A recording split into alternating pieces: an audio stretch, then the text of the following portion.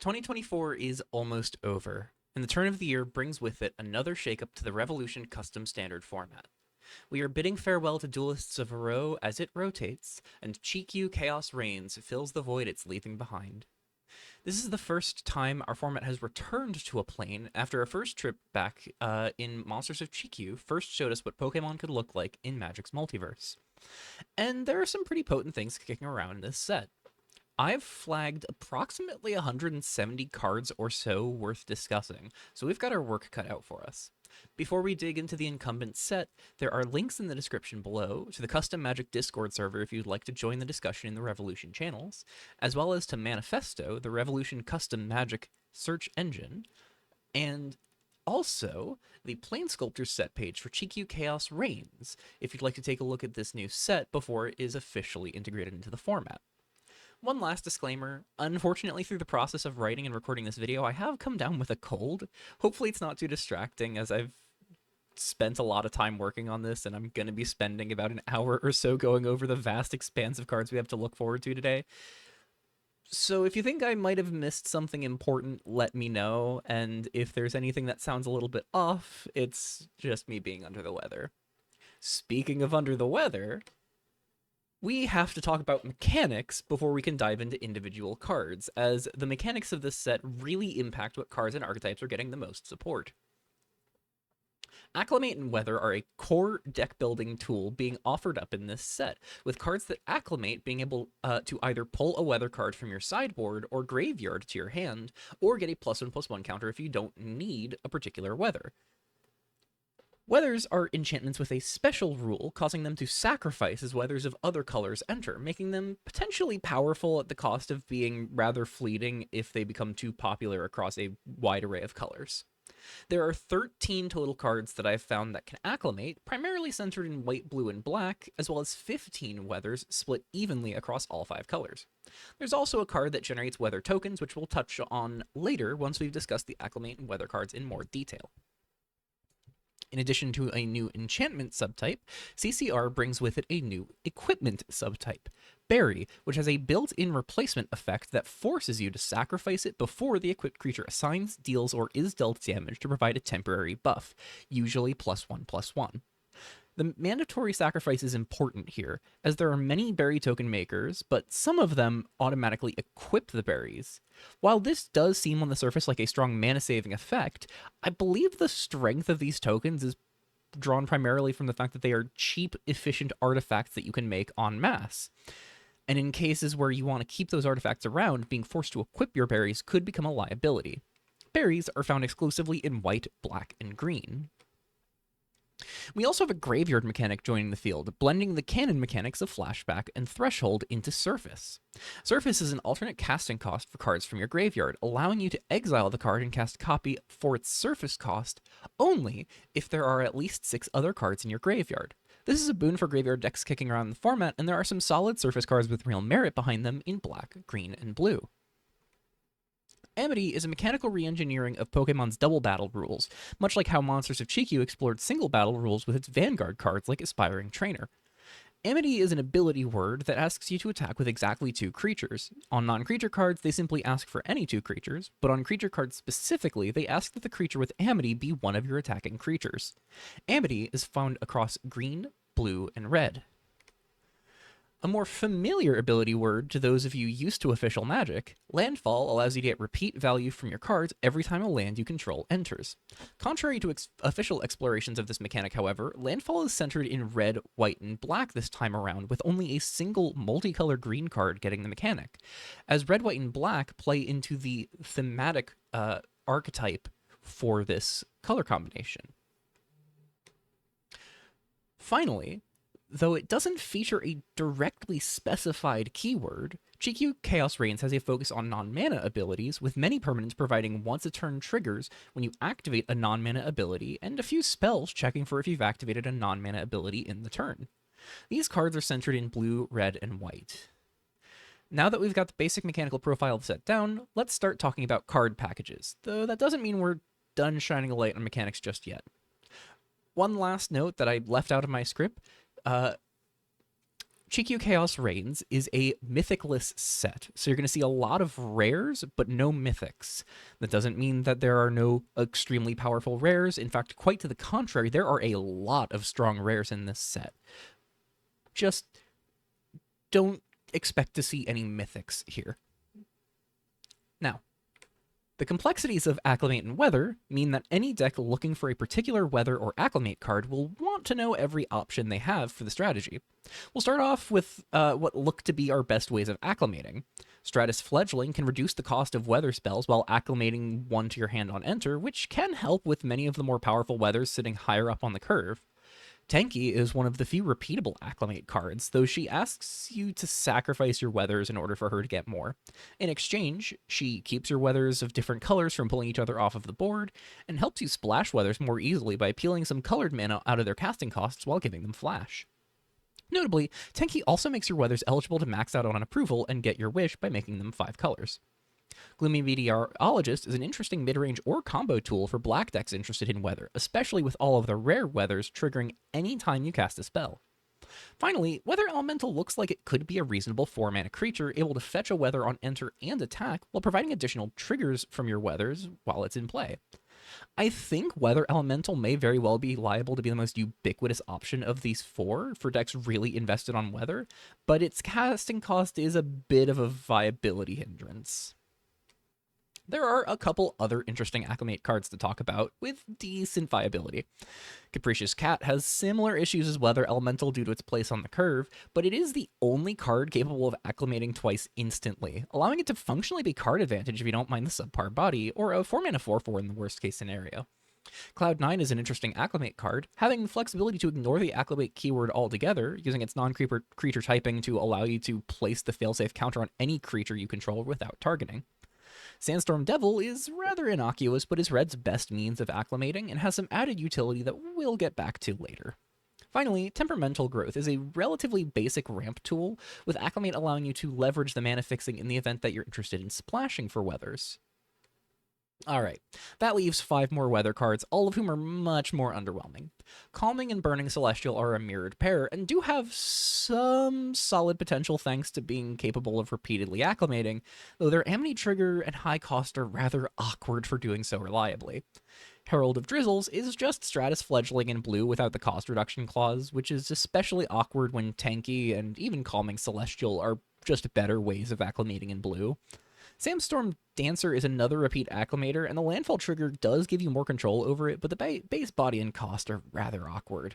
Finally, at the bottom of this list is Lady of the Mists. Purely a draft common, but still worth talking about solely if you're just desperate for more ways to acclimate, I guess. Right, so what are you even acclimating for? Well, as mentioned previously, there are 15 weathers to choose from. Each color has 3 across rare, uncommon, and common, and each color has some good and some bad options. Diamond Dust is White's big rare, threatening to snowball your board wildly out of control if left unchecked. 6 mana is rather awkward for getting your Diamond Dust in play, but it is aided by being able to be left in your sideboard, meaning you only have to draw it when you actually want it. Hail is a similar board buff limited to attacking, but the buff being temporary makes Hail look the most underwhelming of these 3. Heavy Snowfall is honestly probably White's best option despite it being single use, thanks in part to how it helps decks attack more safely or protect their creatures from their own board wipes, at the low opportunity cost of having a 1-mana card as a single copy in your sideboard. Especially since Tenki can pull this out of your sideboard, give it flash, and remove the white pip from the casting cost. If you're running Tenki, you probably want at least 1 Heavy Snowfall on the sideboard just for the utility of protecting something at instant speed. Blue helps establish the pattern we can expect across our weather options.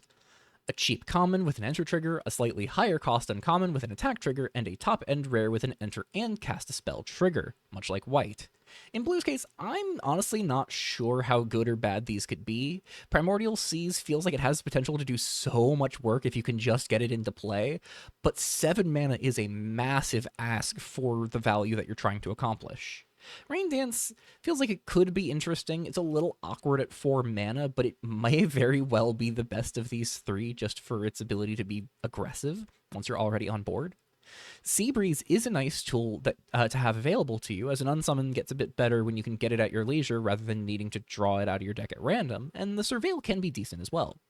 Ultimately, though, Blue's weathers are a bit of an odd lingering question mark for me. Black's weather package is a more clear-cut bent towards control. Shadow Sky is a solid top-end tool to swing a board in your favor. Sandstorm can help pad your life total to buy time towards a Shadow Sky, and Falling Ashes is graveyard hate that you can pull out of your sideboard in game 1, albeit sorcery speed graveyard hate without tanky. I think these are all decent, but not stellar. The biggest boon here is that Black's best Acclimate card is probably either tied for the best Acclimate card that you have access to, just because Gloomy Meteorologist has a lot of potential. Red is also pretty cut and dry. Desolate Lands and Sunny Day are both extra ways to push damage, with the former being a stacksy piece that can give your opponent the option to start sacrificing permanents instead, while the latter just rewards you for going wide. Streaking Sunrise is solid as a fetchable cantrip, sort of, though it's by no means exciting. Red similarly benefits it most from its best Acclimate creature, and that's thanks mostly to Sandstorm Devil being a sideboard toolbox card on its own. Again, we'll get back to Sandstorm Devil. Last, we have green, which bucks the trend here a bit as all three of these weathers cost 2 mana. And I think they're all actually pretty solid. Heavy Winds is a good control tool, Clear Skies is a good way to help you apply increasing amounts of pressure, and Pollen Warning can just get you back on the board out of nowhere. These honestly really just suffer from the general lack of good green Acclimate cards. Temperamental Growth is just a whatever ramp piece, and the only other mono green option is Weather Elemental, which again is solid, but costing you 4 mana. If you're running green and playing other colors to Acclimate, though, these are great. Heavy Winds especially does some interesting Storm-like things with Gloomy Meteorologist. That's not it for weathers, though. I did mention a weather token, and that would be Looks Like Rain, a 5-color token created by Carefree Kappa. I think Kappa is just flat out the best of the weather cards, which is really funny because it doesn't ask you to Acclimate at all, and the most it really cares about weathers is by gaining stats for the weathers you have. Kappa itself makes the token quite easily, whether you're targeting it with something yourself or your opponent's hitting it with targeted removal. Looks Like Rain is powerful as well, as a 5-color token plays very nicely with Nyland's approval cards, from making Chromagoyf a 5/5 to having veto counter spells in the face of 4 lands up on your opponent's side, helping Judge, Jury, and Executioner clear larger creatures. Even if you aren't in on approval specifically, there are a few great ways to build up those weather tokens over time, with the best being Milan. Milan is an endlessly appreciative card for having your 5-color permanents, as that allows Milan to protect from any color. And in a pinch, you can use Milan to trigger Kappa's ability by targeting it with the tap ability. Kappa isn't even bound by activated abilities, so any permanents you have that trigger to target something, like a Rain Dance, also generate an extra Looks Like Rain token. I think Acclimate as a mechanic will have some growing pains as folks get used to where they're good and what cards are good in those packages, but Carefree Kappa will absolutely be thriving and is one of my most anticipated cards of the set. Moving from one mechanic highlight 4-drop creature to another, I think the best place to start talking berries is to talk about the Master themselves. The Berry Master offers a ton of potential token generation by having each instance of you making tokens come with an equivalent quantity of berry tokens, on top of making 2 enter. 1 for the trigger, 1 from the replacement ability. That sacrifice clause is some sweet grindy value, but I think the biggest thing we can talk about here is Berry Master's combo with another 4-drop in the set, Generous Farmer. Farmer makes a token whenever you sacrifice a berry, which naturally turns around to make a berry off the master. With any free artifact sacrifice outlet, that's infinite 1/1 plant tokens and infinite artifact enter and leave triggers. Notably, another berry synergy card, Smiling Sludge, is a clear candidate for paying off this combo into infinite life loss for the opponent and infinite life gain for you. Tack on something like Scrap Weight, whose activated ability can be responded to endlessly to enable this combo, and there's a solid engine to be found here. There's also options like Korg Bureaucratic Minister, which can pop 3 berries to put a Scrap Weight on top of your deck while having the master replace those berries when the farmer makes the 3 plants, and it all adds up to a profoundly potent engine. I think there's a chance this combo could get adjusted at some point, but even if it does, Berry Master is still liable to do some funky things thanks to its ability to spit out extra permanents and play a grindy plan with the berries they make. Smiling Sludge is also just a solid card outside of the combo, as one of our best payoffs for nearly any sacrifice-based combo in the format. Farmer's much more suspect outside of this shell, and I think if the combo gets hit, it will be the Farmer because it is an uncapped trigger, which has been problematic in the past, but it's still liable to make a lot of tokens if it doesn't get adjusted, as long as you're playing into the berry plan. You sick of me saying berry yet? Too bad, because we only got started.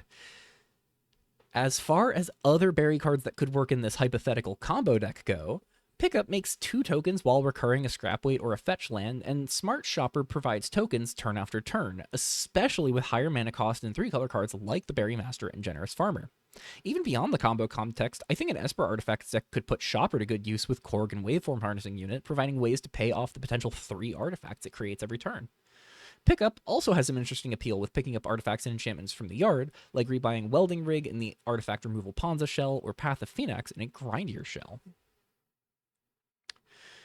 Chikyu Chaos Reigns has its own inbuilt infinite berry sack outlets, but I think Feasting Predator isn't best used in that combo shell. If anything, I think Predator is better off in a grindy artifact shell with something like Extraction Ritual and Deadly Dispute to eat up those berries.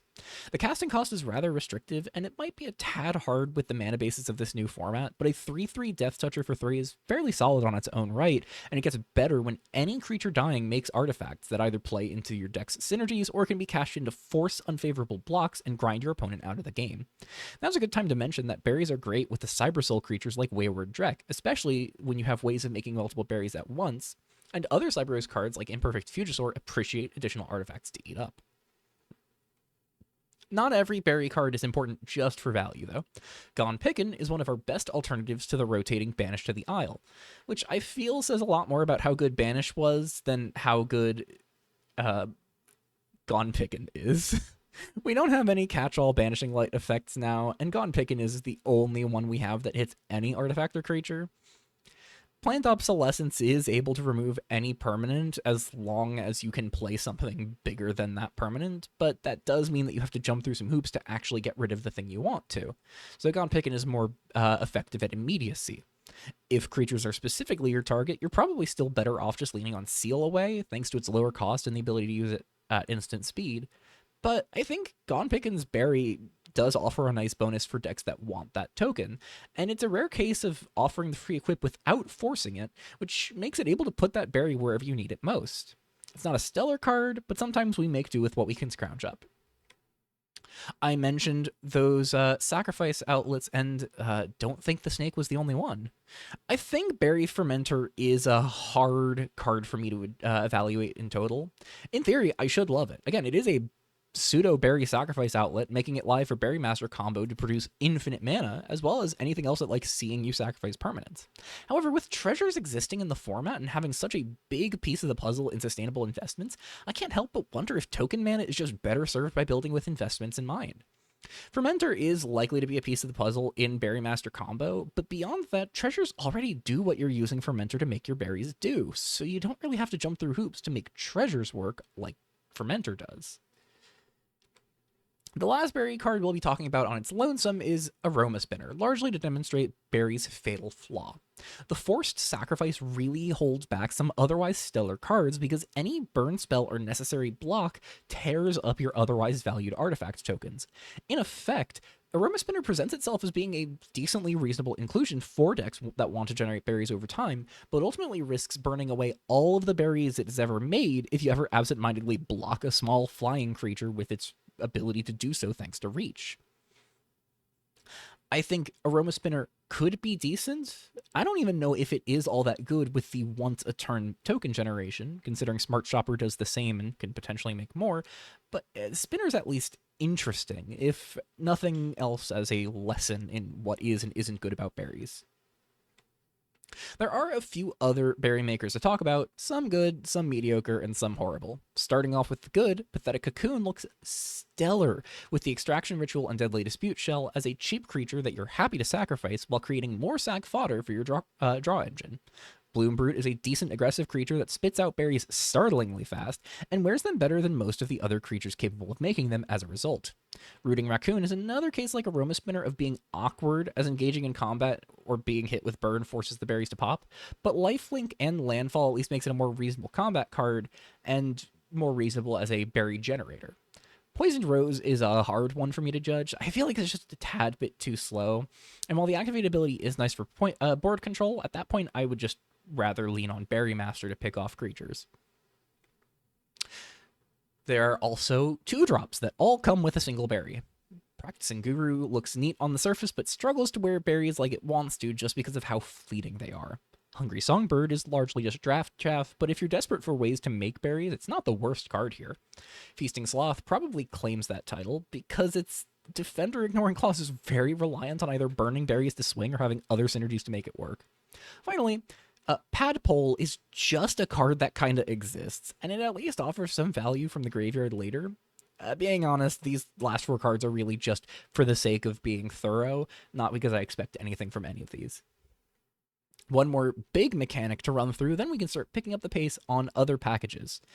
Surface has a decently steep requirement to fulfill, but if you can do so, there are a few splashy cards that you can get back, and a few more potent ones. Let's flip the script here and start with the flashy stuff rather than the efficient ones.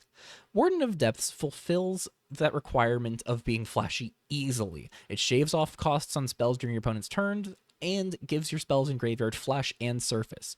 It's a 6/6 for 6 mana, so the low immediate impact is rather awkward, but that cost reduction does result in you being able to hold up counter magic from the graveyard if you've got enough cards in your graveyard.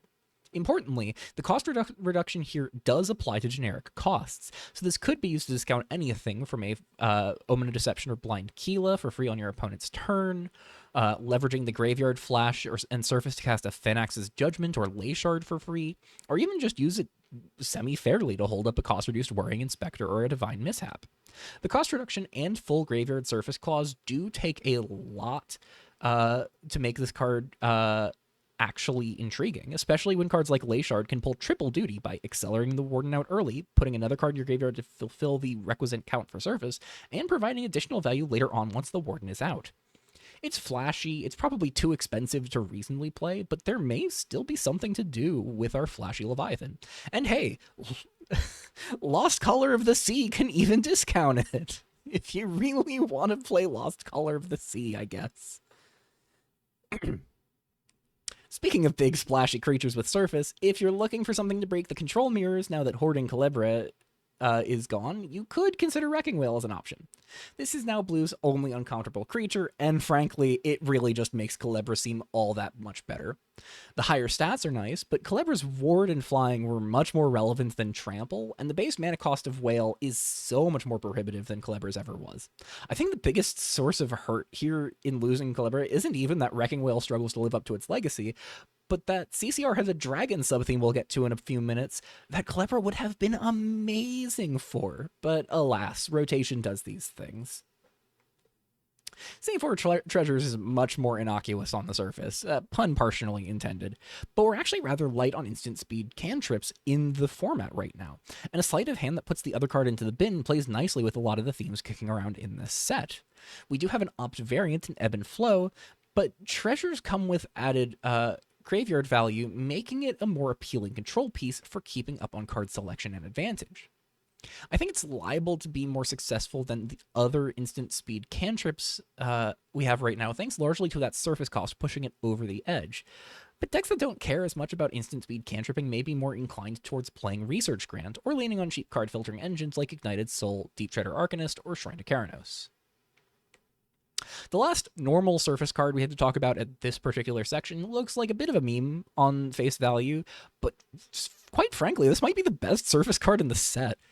Relentless Bats isn't restricted to 4 copies in a deck, so you can play as many as you'd like, and it's a 2-mana 1/1 flyer that surfaces for twice its casting cost. However, if you already control Relentless Bats, you can surface any in your graveyard for free. Even in the fairest of circumstances, that means every hard-cast bat can be brought back later once you have a new bat in play and enough cards in your graveyard from mill and loot effects like Laystone of Ruin. But Revolution doesn't have to be fair. Arduous Miners means every time you surface a bat for free, you make a tapped treasure for your trouble, and if you can build up enough bats in your graveyard, then Ardor Forefront of Freedom can turn your graveyard of bats into a swarm of 2/2 flyers with haste. There's also more janky options from Avatar of the Mosh Pit, offering you the chance to flip into every bat in your deck, to the Shattered Throne giving you a means of milling them while making token copies of the ones you've milled over, and you could even lean on stuff like Codename Spider to play well with your self-mill effects, while being able to help ensure you have a bat in hand to start the swarm. I think this card looks really, really strong, but it really comes down to how many you want in a deck to be the right precise count, and how well the other cards around it can come together. On top of standard surface spells, there are a handful of double-faced cards that surface transformed.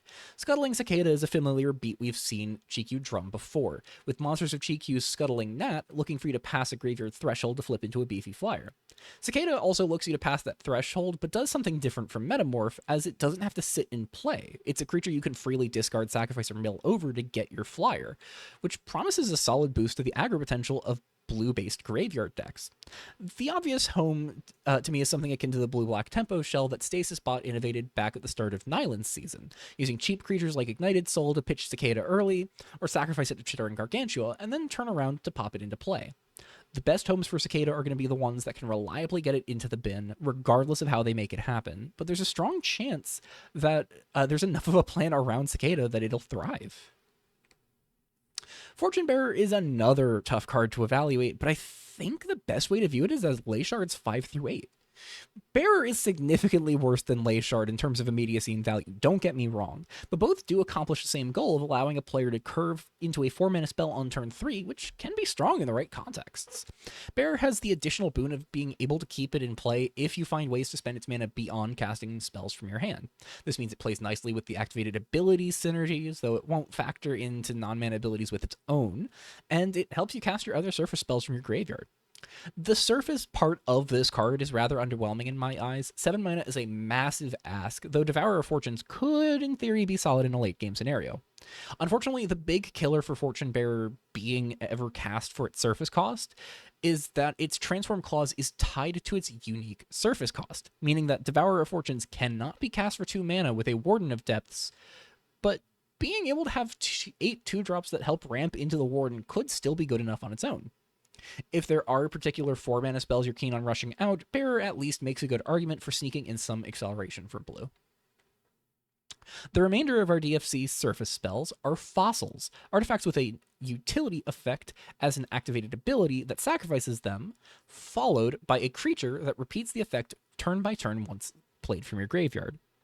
The most curious of these is easily Entangled Fossil, for its ability to sneak out any non-land card you please out of your graveyard and generate additional value. It's not immediately clear to me where Entangled Fossil fits best, as its surface cost is rather high, but if you can stick Reborn Reef, that's a lot of value over time on a body that can apply pressure decently well while staying up to defend. I feel like this card leans towards control, as rebuying removal spells can help keep up on the board, and permanents that sacrifice themselves like Disestablishmentarianism and Omen of Deception can get some decent value here by being brought back off of the fossil. It's also worth noting that Entangled Fossil provides us a new way of casting additional copies of Incumbency, which can help you build progress towards winning the game with it, and it's also perfect to achieve full approval alongside Shrine to Keranos and the Tyrell Clique. Serrated Fossil fills the role of a hand attack spell, being able to strip any card, even a basic land, from your opponent's hand, if you can make your called shot successfully. The cost of this being split up across the cast and activated ability improve Fossil's value over other hand attack spells, as you can put Fossil in play on turn 1 and then sacrifice it when you would have 1 mana floating in a later turn. It can sit in play until then, threatening to cause issues for the opponent and playing into artifact synergies like Cybersoul. I think this is going to be a tricky card to gauge. Our other hand attack spells are much easier to hit with, but in open decklist matches like the monthly Grand Prix, it's likely to be a lot more reliable, and the graveyard value from surfacing it in grinding matchups just has it looking to be far too good at fighting attrition games to ignore. The common fossils are less exciting, but don't let Root Fossil fool you. If you can cast it on turn 1 and sacrifice it on turn 2, you have the ability to untap with 3 lands on turn 3 and play a 4th, doing that same jumping ahead curve thing that I mentioned with Fortune Bearer. I think Root Fossil might actually be even better than Fortune Bearer at jumping you ahead on the curve, as it's a more reliable graveyard piece that can fix your top deck with its Surveil, and the mana development is long-term rather than a one-shot burst like Ley Shard or, again, Fortune Bearer. So it makes it a solid candidate for consideration as a proper ramp card. And the nice bonus about this card, the only part of it that's green is the surface cost. This is a colorless ramp spell, so if you want to play something goofy like Big Red with a Root Fossil ramp package, you can. I don't know if that's going to be good, but you can do it. At the bottom end of Fossil options is Claw Fossil, another reasonable surface cost but on a much less obviously impactful card. If you have a way to apply a persistent -1/-1 effect, like with Top of the Charts or Shadow Sky, Claw Fossil can pick off opposing creatures as you please, and Reborn Scuttler can theoretically pick off a creature every time it attacks from there. But Claw Fossil is probably a bit too clunky to put to work effectively. There are some other potentially playable cards with Claw Fossil. Scrapwait's able to manalessly cash in the fossil to kill a creature while still being able to take out a creature once you have the Scuttler, or the Planeswalker Sinido Voidsinger, which we'll get to much later, is able to pick off the creature you shrink with her uptick. Again, we'll get back to Sinido, but suffice to say, I don't think Claw Fossil is going to be able to rely on her. I just think it's the worst of the fossils. Finally, not a surface spell itself, Harbor Mail is a sorcery speed cantrip that surveils one and draws a card, while being able to be freely cast from your graveyard when you cast a spell that has surface. Importantly, that free cast clause doesn't care if you're paying a surface cost, just that the spell you're casting has one. This adds a lot of value to surface cards that otherwise wouldn't necessarily grab your attention, like Harvest Time and Walk Among the Dead, which we'll get into later, as well as making your better surface spells like the Fossils or Cicada cantrip when you're casting them from your hand or from your graveyard. I think Harbor Mail's a natural fit alongside Industrialize, as both help you fill your graveyard for surface effects while smoothing your hand and spending your mana early on. There's also things like Sifley or Elder Pawn, which can draw you a card off of you drawing a card off of Harbor Mail, and draws you cards off of your surface spells being cast for their surface costs. Finally, there's the obvious. Arduous Miners always appreciates having more individual cards leave your graveyard at a time. I was medium on Harbor Mail at first glance, but with that trigger being as open as it is, it feels like it's a perfect payoff for skewing your deck towards surface cards. I did mention there were themes beyond just named mechanics, so let's talk about dragons finally. Dragons are primarily centered on Iviana Dragon Tamer. She's a solid 5-mana planeswalker with a removal uptick and a downtick that wishes for dragons in your sideboard while making a few treasures to help you cast them later. There are a lot of decent dragons kicking around in the format that are worth looking at. From Covetous Frostworm playing into Storm synergies, Thraxes applying pressure on opponent casting multiple spells while still being a hasty body that discounts your own instants and sorceries. Dante is a solid grindy tool that appreciates Iviana's treasure generation. Malicious Sky Cleavers, a solid board wipe out of the sideboard. And even Shredding Dragons able to completely tear up a gummed up board state and shred armies of smaller creatures. I think the latter three work especially well with Iviana, as Dante has clear synergy with her downtick, and both Skycleaver and Shredding appreciate her uptick, being able to pick off a creature with their respective abilities. Even just by herself, she comes with the ability to cause a headache for any opponent running dragons in their deck, as well as the ability to shock a creature once each turn without any further build arounds, making her pretty reliable even in some generally bad cases. Just, if you're going to play Iviana, be very careful in the mirror, because if you develop your dragons on the board, your opponent gets to steal them on their turn if they have one as well. Iviana's not the only piece of the dragon puzzle in Chikyu Chaos Reigns. Also front and center are the Wardens of Soul and Heart, which are designed to curve into each other and attack together to maximize their combined Amity triggers. Warden of Soul can tutor up any legendary or dragon card, making it an interesting toolbox piece that isn't leaning on the sideboard, which is kind of weird for this set, while Warden of Heart is here to scam those legendary and dragon cards into play. The reality here, though, is that I think these cards pull in opposite directions. Warden of Soul can find most of the cheap shrines or search up a key legendary land like Strath, while Warden of Heart skews towards wanting to cheat massive bombs like Flage and the Arbiter. I think if only one of these sees play, it's going to be Warden of Soul, thanks to its ability to improve consistency, but ultimately both of these dragons are likely less immediately viable than something like Iviana, but do appreciate Iviana existing, as you can just put them in your sideboard if you really need them. There are more dragons to consider, however. As mentioned before, Stratus Fledgling and Sandstorm Devil are both decently viable ways of acclimating to pull a weather out of your sideboard, and with Iviana, you can pull them out of your sideboard to set up a weather chain over a turn or two. Beyond that, you could also fetch up new cards like Iviana Spellmaw, which pushes more damage with dragons or flips to amp up all of your damage sources, or something a little more mid-rangey grindy like Earthbreaker Dragon, which can occasionally pick off tokens and small creatures with its Amity trigger. If you're to ask me to build an Iviana sideboard package in the blind, I'd say Earthbreaker, Spellmaw, and Sandstorm Devil are decent enough picks, with Rain Dance and Streaking Sunrise as your weathers to acclimate for, just if you're only picking two. However, I think there's real merit to a greedier 4-color Dragons deck, using Iviana and Dante's shared love of treasures to pay off a sustainable investments shell that speeds out your Haymakers turn by turn. So don't limit yourself to just blue and red dragons when you consider your Aviana package, especially since she makes treasures, which makes them much easier to splash. If dragons aren't to your liking, there's another typal package kicking around here with golems, taking advantage of the different Titan creatures that have anthem abilities for your golems, while providing meaningful enter and attack triggers, the latter of which is gated behind controlling at least 3 golems to actually get into combat with them. Unspeaking Titan seems the best of these, thanks to its low casting cost and disruptive trigger that locks down opposing creatures, with its ward anthem and activated ability being cleanly curved into as a icing on top. It's a valid Ozon's Blessing target and eligible for Extraction mission, making it an interesting candidate for play without its brethren. The others have some degree of utility without each other as well, with Unflinching Titan having the potential to ramp you, and similarly being a valid mission choice, and Unyielding Titan being capable of shredding your opponent's hand if left unchecked. If you're looking to enable these Titans without running all 3 of them, you could look at squeezing in the Ruins Awaken if you're in white, which puts 2 golems in play to allow any of your Titans to attack right then and there, while also getting some landfall value later on.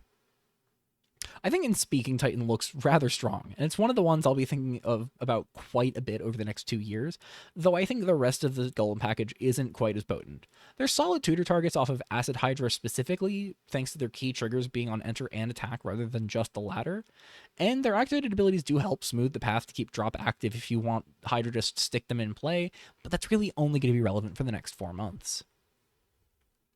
Finally, less of a clear-cut package and more of just an intriguing coincidence, there are 3 reasonably efficient landfall creatures in black and red that can all push damage to the opponent every time you get a landfall trigger. Combined with a few other aggressive tools, this could form a basis to make a landfall aggro deck that pushes final points of damage over the top with these 3 creatures to ensure the opponent can't get out of reach.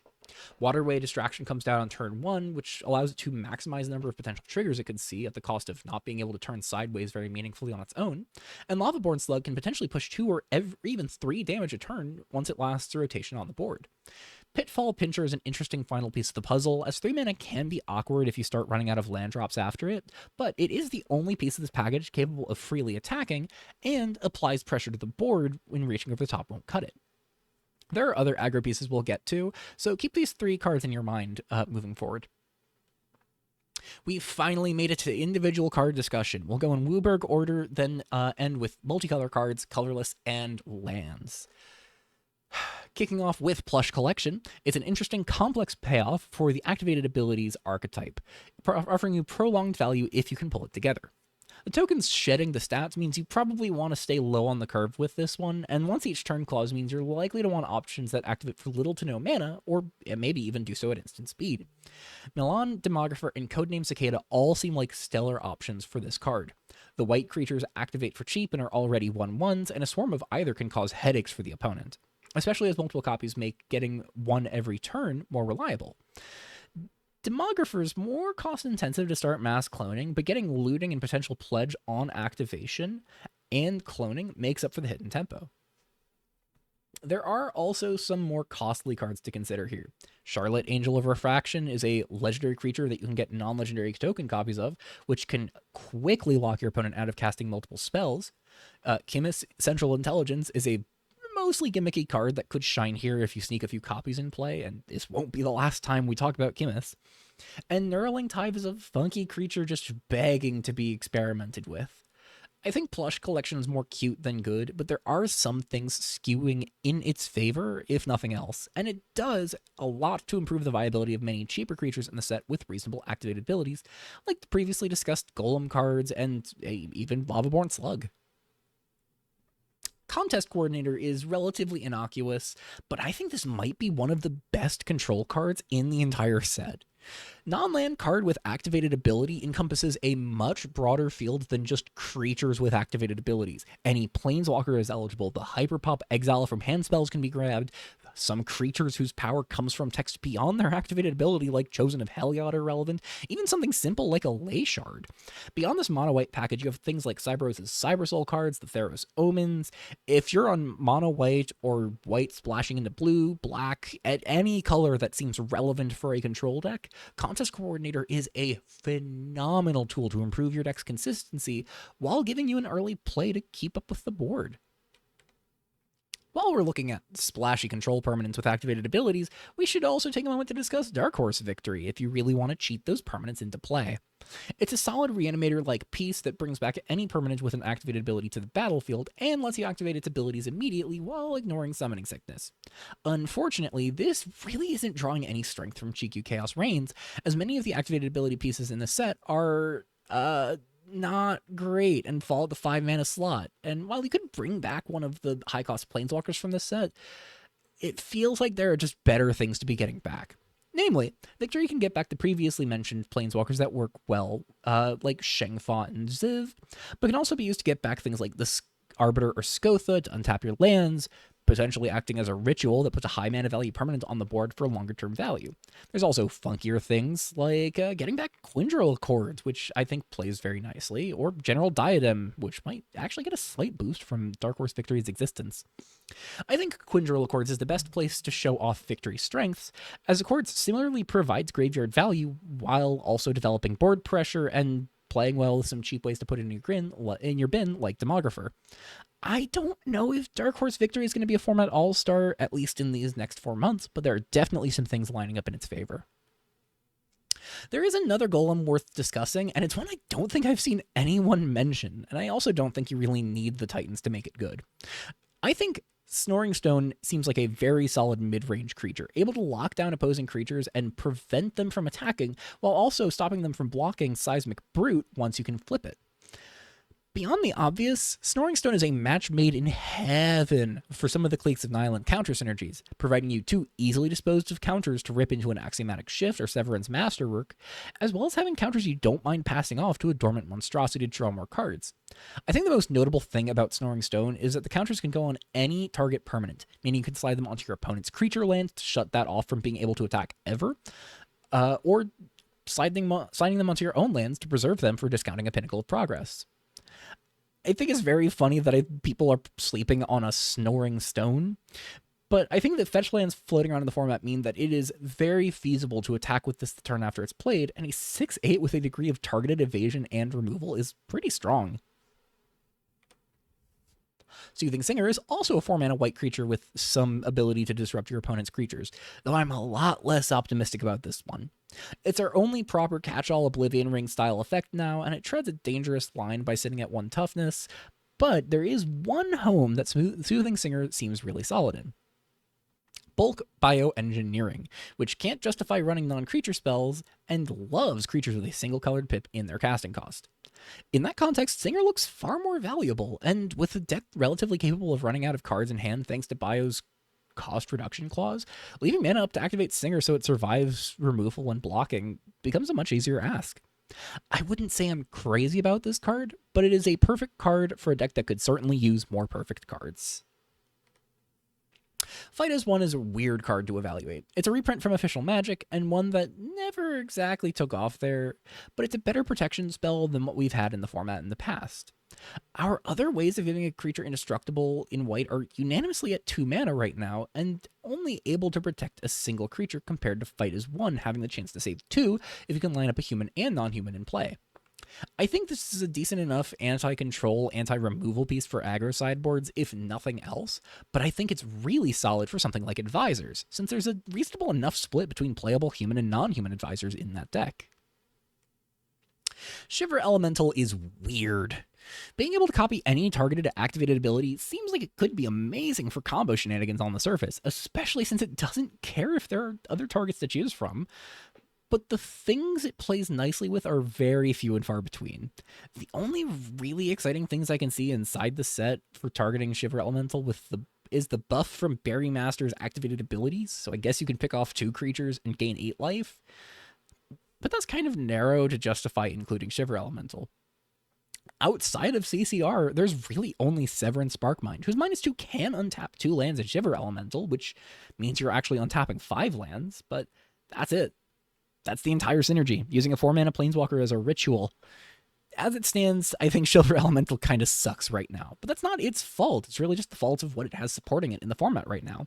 It's definitely a card worth keeping your eye on every rotation moving forward in case something does break it, but for the time being, yes, it's an uncapped thing that triggers as many times as you can target it in a turn, but it doesn't care about abilities that are copied, so you really do have to target it with abilities that activate each time. So we'll see if that ever matters, but for the time being, probably not. Spore Collector is another card that I'm not sure if it's going to be good or not. It feels like it could be one of the better 2-mana aggressive and or mid-rangey creatures White has for a while, as the fetch lands available do make it a reliably scaling threat, but it might also be the single worst top deck any White deck could ask to draw, even worse than most usual aggressive creatures, thanks to how dependent it is on you having lands to follow it up with.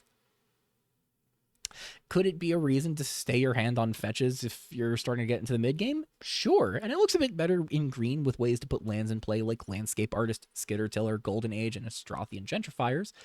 Just, it's a kind of case of you're going to be seeing a lot of these put land into play things with landfall cards, and in the case of Spore Collector, it's fine. Don't top deck it. Don't top deck it after like turn 6. Don't draw it. That's the point here. Is it's amazing early, sucks late. Welcome to aggro. Twined Beak is pretty simple. If you want a cheap double striking creature, now we've got one. Keywords Matters cards like Genome Project, Corpse Pyrofiend, and Belief Belying Beast will naturally appreciate this being a cheap bearer of this powerful keyword, but it's also just good at wearing solid equipment and +1/+1 counters, whether it's something like Deception's Edge or the counters from Distributive Justice. Twined Beak is going to do exactly what you expect it to, so there aren't really going to be any surprises here. It's just a nice card to have. A card I was not expecting us to get is Brief Stop, which exiles any permanent you control and returns it under your control. There are so many powerful things that this does that it's kind of hard to fully parse in just a brief overview, so let's cover the highlights in ascending order of nonsense. It flickers lands to get landfall triggers, flickers enchantments like Path of Phoenix to shred the opponent's hand, and Omen of Deception to just keep disrupting the stack, flickers cheap blessings like Ocular Insight to get you their front side, making a 2-mana put a 3/5 into play, and flickers something you might have temporarily stolen from effects like Nosa to gain permanent control over them. The top end of this spectrum of more fair uses is exciting to me. I have fond memories of flickering enchantments back in Karslov and Blood Like Rivers rotations for grindy value, and I think Landfall adds an interesting new vector to the conversation, even if we're lacking on lands with exciting enter triggers. The bottom end of this scale, the Oracle Scam and Theft midrange, has me more than a little worried. This is nearly identical to a card we've had in the format before, Redeploy, but without that card's card draw clause. Where, when it was the best enchantment flicker, I don't believe it was too ubiquitous with Oracle Zakros, but it definitely was something that it was doing. But since we stopped getting ways to flicker enchantments and keep the things we flicker, this just kind of reopens an avenue we haven't been able to explore in rotation in a while. I just really have to hope it's a reasonable enough card that it doesn't cause trouble, because I'm going to be honest, guys, every time Nosa is competitively viable, my heart dies a little bit. Anyways, Catch Your Breath immediately caught attention from people as a clean synergy with Extraction Ritual. Discard a card, sacrifice a creature, sacrifice an artifact to draw 3, lose 3, make 3 1/1s, and then spend a white to catch your breath, getting the life back, drawing another card, and making a 4th 1/1. On the surface, this should just be a clear winner for Extraction Ritual decks. Especially since you have something like Pathetic Cocoon to set up a turn 2 full ritual plus Catch Your Breath, right? Yes and no. I think Ritual does look great with Catch Your Breath, but if that's the only reason you have to be playing Catch Your Breath, then I think you can do better. I think it looks much more interesting in the context of something more control-y. It can still be useful alongside Extraction Mission, don't get me wrong, but I think you want Catch Your Breath in a deck where you have more immediate and consistent control over when you're discarding cards and losing life. Planeswalkers like Maralai and Celise, as well as enchantments like Shrine to Keranos and Fanax's Touch, can help you reliably maximize your value from Catch Your Breath. And something like Ascend to Power can help you fill any missing clause on the breather. Even in a worst case scenario, you can cast this on your opponent's turn after they've dealt combat damage to you to recoup some life and maybe make a token if you've traded off a blocker, which isn't too shabby if you're already building with this in mind. Just maybe knock it off with the acronyms, because CYB is Cyber Roast, not Catch Your Breath. It's going to be kind of hard to nickname this one. Moving on to blue, Illuminate has some promise as a tempo piece to replenish cards and keep up as you invest into the board.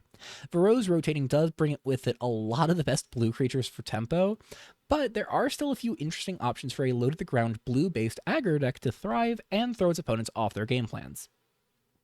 Really, the biggest hindrance for tempo is that Scuttling Cicada is the best reasonable option in the new set, but the graveyard synergies it asks for don't entirely mesh with what a proper old-school tempo shell wants to do.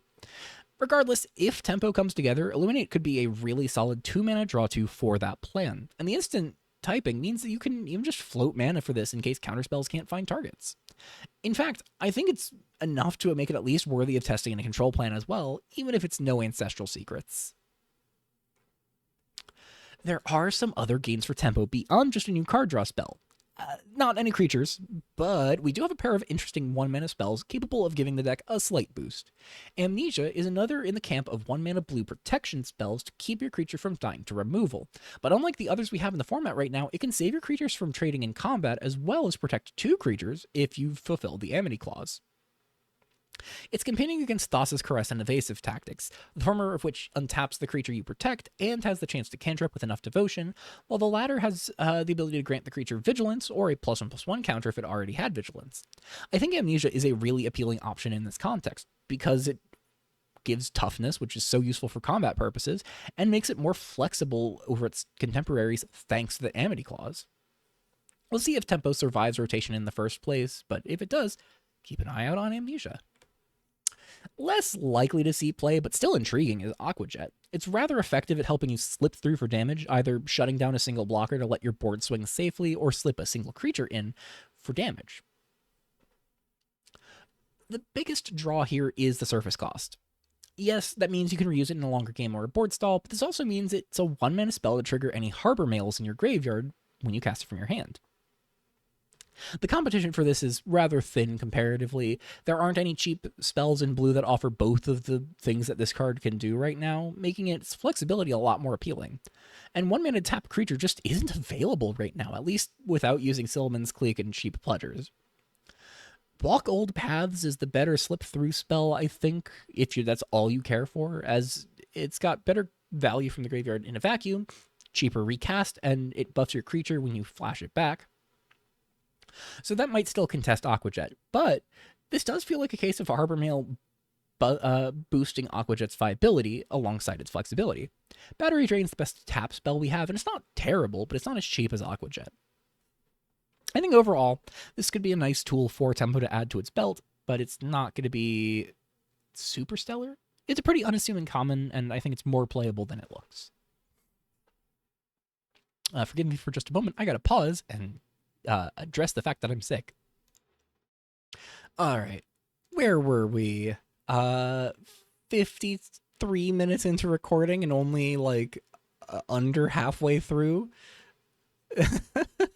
If you haven't realized it yet by looking at the times, the length of the video, this is a long one. Anyways, Delivery Gull is not a tempo card. It appreciates cheap creatures, but it doesn't push Dambo like tempo is wont to do. The triggered ability is my main cause for mention here. If you can give it a more valuable tap ability, being able to reuse it over the course of multiple turns seems ripe for exploitation.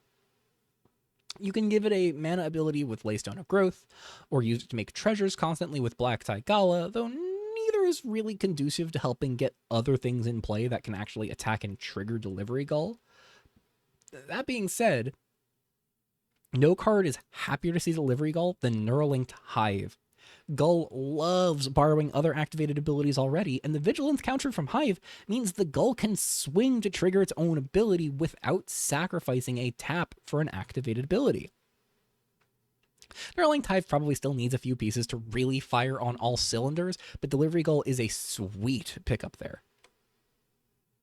Out of Sight is a puzzler, as its primary function is to double up on a powerful activated ability that you have to set up beforehand.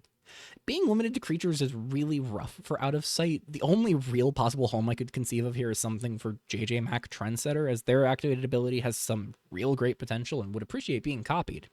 That being said, I don't think Out of Sight's really good for Mac by any means, so it's one of those cards that we'll have to take some time to really think about to find best use for. Teeter Dance looks like a bad card, and I'm really only mentioning it because I feel like it might not be. The obvious place is to use it as a means of untapping creatures with free tap abilities, but there's another layer to this. Currently, Revolution has 2 different mana dorks capable of tapping for 2 mana on a single activation. They're both frail, but if you can get things to line up, Teeter Dance on a Leyline Channelers or Zale Titano Hunter offers a lot of mana for little effort. The alternate use case of slowing down opposing aggression means it's not the worst card to have without the needed synergy pieces, but it's not a claustrophobia, so if you want to use it defensively, it won't keep you alive for long.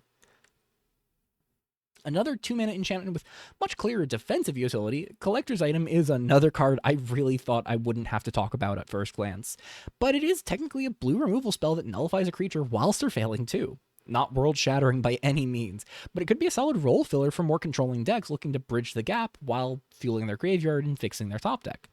It'll absolutely be outclassed by most hard removal, but it might be good enough if you really care about filling your bin. Blue has a pair of graveyard value cards that reward you for casting spells from your own graveyard, and one of these is a lot better than the other. Can you figure out which? Aqua Crew Flagship is a 3-mana 4/4 vehicle with Crew 2 and can tap to loot. It also has a once per turn clause to make a 2/1 pirate when you cast a spell from your graveyard. Kappa Colony costs 1 more mana, but it makes 3 plants immediately and puts a +1/+1 counter on each plant, the ones it made and any other you might have kicking around, every time you cast a spell from your graveyard with no limitation. The immediate board presence and Unbound trigger may make Kappa Colony look like an amazing card. And that's where I think it tricks you, because I think it's just a little too clunky, and its repeated trigger being limited to plants means that your ability to get value can be hindered by removal or a board wipe. Flagship, on the other hand, is far more consistent and grindy, especially since it doesn't ask you to go all in on one turn with what you have at the moment, and it can help filter things into your graveyard to get value in the first place. It is a much more valuable long-term card rather than trying to burst out the gate, making it a lot better with things like fossils and other surface cards that look to try and leverage a larger graveyard, as well as a wider array of value and control-oriented flashback spells.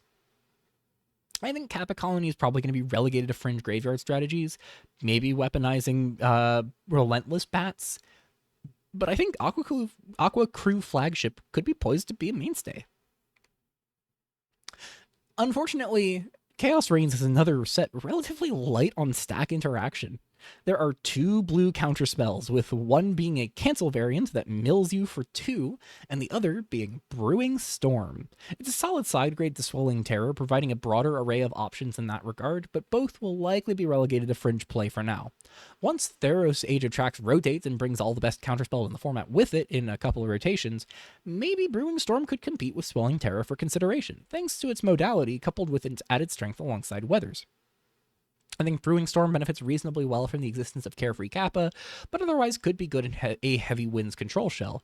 It all depends on what weather decks are trying to do, and even then it's not likely to outshine the stellar choices from Theros for now. Dustwing Butterfly feels tailor-made for the Extraction Mission deck. It is a proven competitor, won the last standard GP in a main deck that's only losing parts of its mana base in a single 3-mana creature.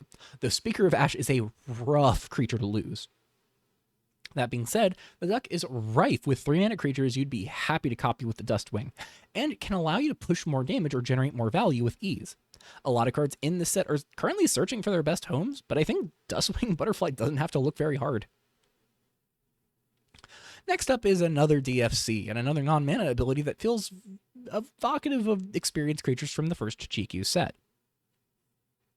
Feeble Fish gets a +1/+1 counter once each turn when you fire off a non-mana ability, eventually capping out at 3 counters to flip into Fabulous Serpent, a 5/6 with Ward 2 that reduces the cost of your own spells and abilities that target it, as well as coming with its own ability to give your board an anthem for the turn. We've gone over the best ways to get efficient non-mana abilities a bit already, and we'll go into them a lot more later, so I'd rather take this opportunity to talk about the middle line of text on Fabulous Serpent. I think it's a good beater for the cost, strong enough that it might be worth including in decks that could fulfill its requirement anyhow, but that cost reduction adds an extra layer of mechanical complexity that might be worth building around. The activated ability side of things is relatively straightforward. The best options I can find for abilities to cost reduce are Identity Forger and Chemis Central Intelligence, either of which is capable of copying your Serpents turn by turn. It's worth noting that because of Serpent's mana value being 2 from the front side, Identity Forger can copy it for no mana, though sacrificing a creature is still a real cost, and not being able to copy your tokens is a drawback. Chemis isn't as free, but does at least buff up your Serpents once you assemble enough. On the spell side of things, you could go for classic green fight spells, but I'm most intrigued by Serpent making Transcendent Session a 1-mana draw to, and Pact of Power becoming a proper ritual if you can get 2 creature types in play to use either of its first 2 modes to target it. Are these better than just jamming Serpent as a 2-mana 5/6 with protection in your blue activated ability deck? Probably not, but they add some interesting spice to an otherwise simple beater. Chaos Reigns features a partial cycle of 3-mana 2/2 Amity rares that transform on combat damage, one for each of the 3 colors that has access to Amity, and depicting one of the 3 classic starters from the games. Splashing Mudskipper is the least exciting on the face value, as Surveilling 1 is a subpar Amity payoff, but the backside has some interesting potential. Shifting that Amity trigger to always Surveil 1 on attack and instead get to Surveil 1 three times if you're achieving Amity is a lot better for the 4/6 that comes with Ward 2. But the big key here is being able to play cards that you surveil to your graveyard this way, regardless of if you're achieving Amity or not, which makes it a much more valuable value engine. That being said, I think Surging Mudskipper is being held back hard by its front side, as dealing combat damage with your 3-mana 2/2 is a steep hill to climb. There are cards that can assist with protecting and slipping it through, but the base rate for slashing Mudskipper is so subpar that its success really hangs on how good Surging Mudskipper can be if you can transform it. Sadly, I think while the backside is strong, it's not strong enough to warrant all that hoop jumping. Now on to black. Let's talk about a card I keep liking more and more every time I reread it. Urban Explorer is a relatively innocent looking 3-drop, sporting a 2/3 stat line and an enter trigger that picks up a small permanent from your graveyard, only mana value 1 or less. The first place that Urban Explorer starts to look a bit better is at that landfall trigger, meaning this 2/3 is often attacking for 4 and sometimes 6 with the help from a fetch land. Factor in the fact that it can rebuy a fetch land from your graveyard, and you're probably swinging for 6 on turn 4 with a redeveloped Cityscape, or putting the new fetch we'll get to later in play to tee up for a swing with 6 the following turn. However, you need not limit yourself to lands. Pull of Tizerus is a solid removal spell that you can rebuy. You can pick up Leystones from your graveyard to cycle them again. You can return a Finax's Touch to pressure the opponent's hand and get another cantrip. You can bring back a cheap creature like Ignited Soul, or even get back some sideboard cards like Soul Guide Lantern in the matchups where you'd need them. Something that might be increasingly relevant with all of the surface cards entering the format. Urban Explorer seems like the kind of card we will be pulling its weight for a long time to come. And honestly, this is one of my favorite cards in the set. Speaking of black landfall creatures that pull their weight, Pressuring Ghoul does some great things as well. There's the obvious synergy with fetch lands, but I think my favorite part of Pressuring Ghoul is just how perfectly it fits together with Yeji. It's a cheap, hasty flyer, meaning you'll be able to cast another spell alongside it or attack with it, both of which trigger Yeji to rebuy more permanents from your graveyard. When those permanents can include fetch lands to trigger Pressuring Ghoul, hand attack like Finax's Touch, and removal like Bowl of Tizerus, I think a clear shell starts to come together for a deck similar to the one I pulled together for this past Eternal GP. With a disruptive, permanent-based, low-curve mid-range deck, topping out primarily around Yeji and Urban Explorer to maximize your ability to grind against the field. Yes, I absolutely will miss Heroes Never Die for something like this, but I think that the shell could absolutely win games, and if my enjoyment of Yeji this past month is any indication, this is at the top of my list for decks to play. Sifting Through Soot is largely a sideboard tool, a way to punish players for pushing their landfall strategies or abusing basic fetches, but the life gain trigger on its own landfall on your side can be nice to buy you time. Paradoxically, it's best used against the decks that wants to run it itself, since the life gain is so useful, and punishing opponents for developing more mana in the mirror can be game warping. If that black-red landfall aggro deck starts to crop up, this could really complicate the mirror. Eager Scavenger is yet another good with fetch lands card, a running trend we are nowhere near done with, especially for reasons we'll get into towards the end of the review. Surveil 2 once per turn is decent enough off of a 2-mana 2/2, but getting to Surveil 2 multiple times in a turn does make it look a lot better. That's really all it does. It's a decent enough workhorse if you're looking for more ways to fill out your graveyard, and having the choice to bin things makes it better than it would be if it just milled you for 2, but it's not going to be like the best card in your deck by any measure. At least I don't think so. Past Unresolved is simple enough. A 2-mana draw 2 that mills a couple cards as a bonus and loses you 2 life. We already had a life-losing black draw 2 in Machinations that never really saw play to my knowledge, but the added mill might be enough to push Past Resolved over the edge. That being said, if you're kind of competing, it's hard to beat Extraction Ritual right now. Hostage Situation joins the conversation alongside Serrated Fossil as an option for hand attack in the new set, though it's possibly the worst raw hand attack disruption of our options currently available in the format, because removing it returns the card to your opponent's hand. However, for grindy creature-based decks, it might also be the most main deckable option of these cards. The ability to exile a card from your opponent's hand alongside a creature from your own graveyard creates a dilemma for your opponent. Is getting their card back worth spending a removal spell and letting you regrow the creature you've chosen? I've seen some speculation that this could be good with Yeji, and I bristle at that notion largely as it applies to pressure to your graveyard, which takes away targets for Yeji. But it is still a solid grindy tool for mid-range and control strategies that want to get use out of their creatures and disrupt opposing plans. We have finally arrived at Removal Central. Chikyu Chaos Reigns brings with it 4 black removal spells, and some are much better than others. Strangely enough, the common looks to be the best in this class of this suite. Empty Shell is by far the most efficient removal spell of the bunch, as the additional cost is optional and serves a means to enable the improved version of the spell. As it counts any permanent that's been sacrificed, you can crack a fetch land, crack a treasure, sacrifice a creature token, or anything else that's readily disposable on your board, and then cast Empty Shell for no actual additional cost. If you're making a bunch of berries, you can always feed one of them to your Empty Shell and make it shoot something down for -4, -5/-5. And because that additional cost is there, there's even a valid piece, it even has a valid place alongside things like Sifleer. Muddy Water is an all-around worse version of Empty Shell at face value. You get a sorcery instead of an instant, and its rate cannot be improved, but you can play it later from your graveyard for 6 mana. The only thing propping up Muddy Water is the fact that Harbor Mail does trigger when you cast it from your hand, so if you're really desperate for ways to up your surface spell count, you could consider this card. Territory Dispute is at the top end of what's feasibly worth paying for targeted removal, but it clears a fair few larger creatures and plays into berry synergies while not being too colored mana intensive.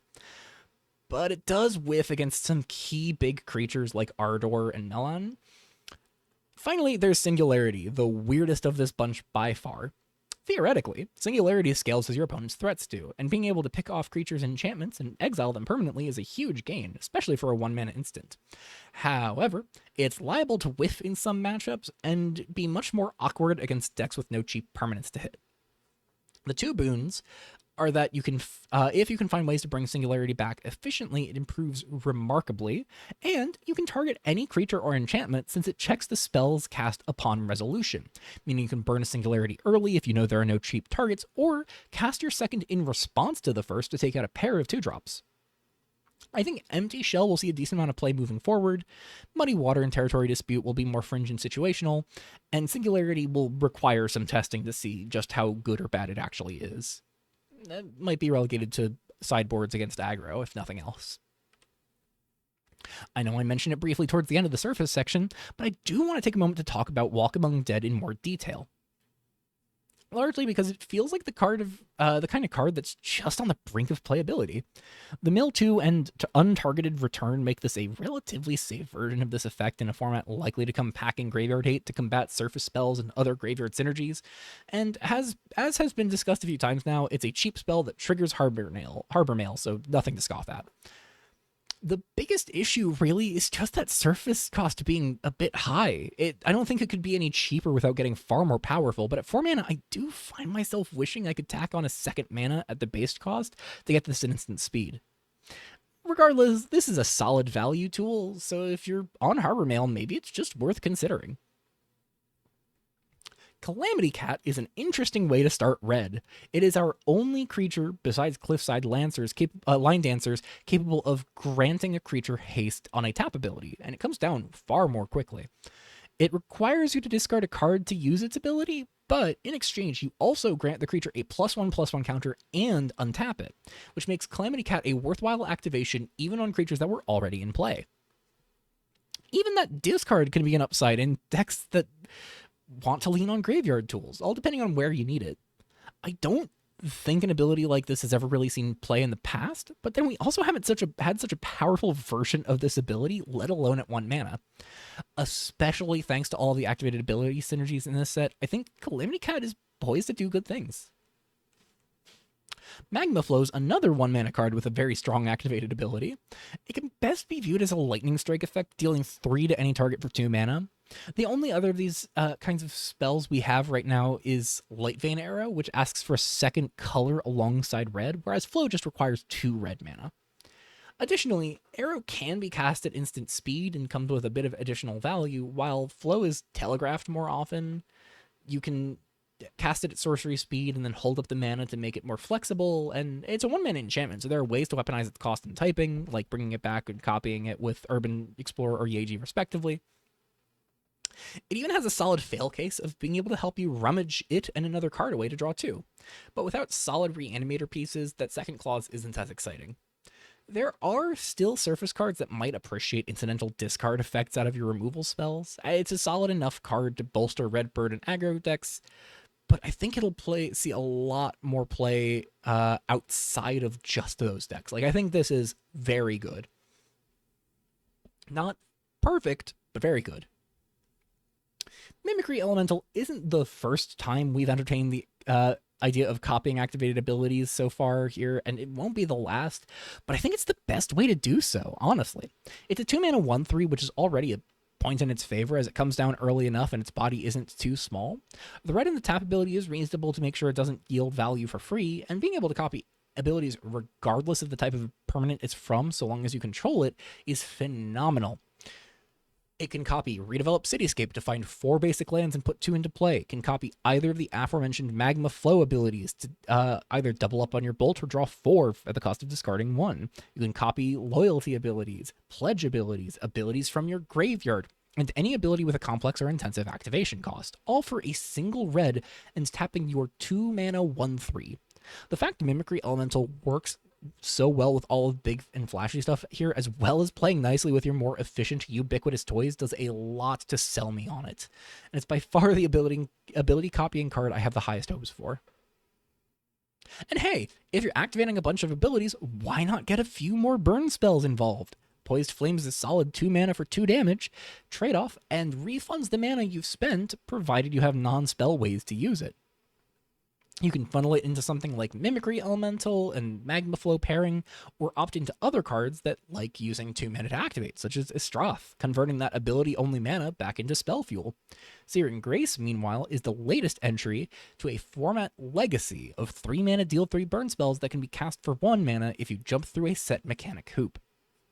In this case, Searing Grace only costs 1 if you've activated a non-mana ability in that turn. So say it with me, folks, this works with fetch lands.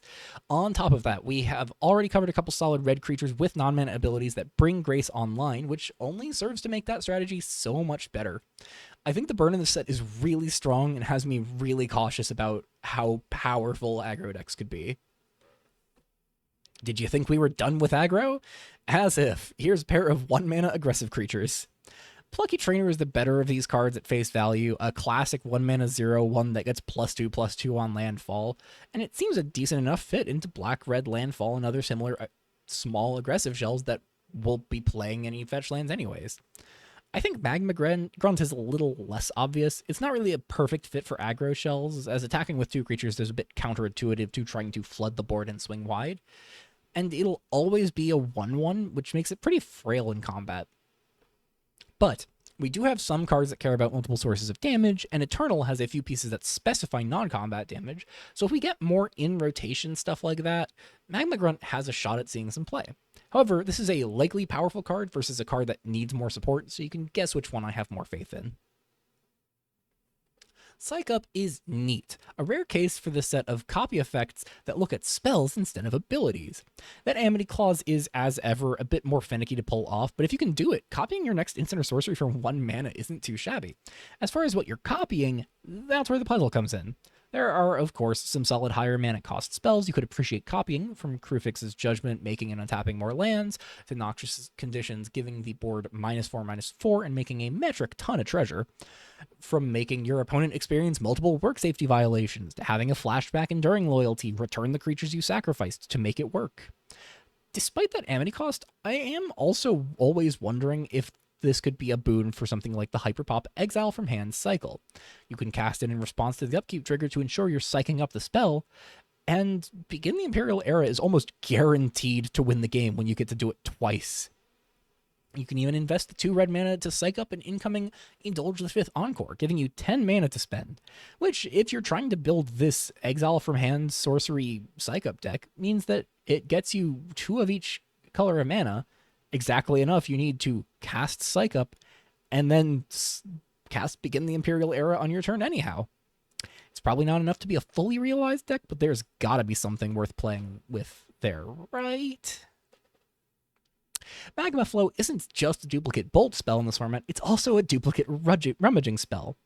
If you'd rather get your Rummage for cheap, you can lean on Hone Claws to take a bit of a gamble. You can always replace the card you've discarded, but you only get a second card when the creature you've chosen deals combat damage to a player the turn that you've used Hone Claws. If you have a solid start on the board or an evasive creature to connect, you're golden, but you could also try and get greedy. Beyond Twinned Beak, which we've already talked about, we have 4 cards that natively have double strike or can otherwise gain it without the help of another card. Tormenting Light Rider is the cheapest of these options, but only gets double strike once you put your opponent at half or less health, which makes it a bit unreliable. Iara gives herself and another creature double strike, but you have to make your choice on which creature is benefiting from Hone Claws in your first main phase, or else you just kind of take the loss on card advantage once blocks are declared. Urban Twin Motors and Fameweaver are just a bit too costly to be good here, which hopefully reveals the point I'm trying to get across here. Hone Claws is decent. Do not let greed blind you. Double strike to get the 3rd card is not worth the hoops you have to jump through.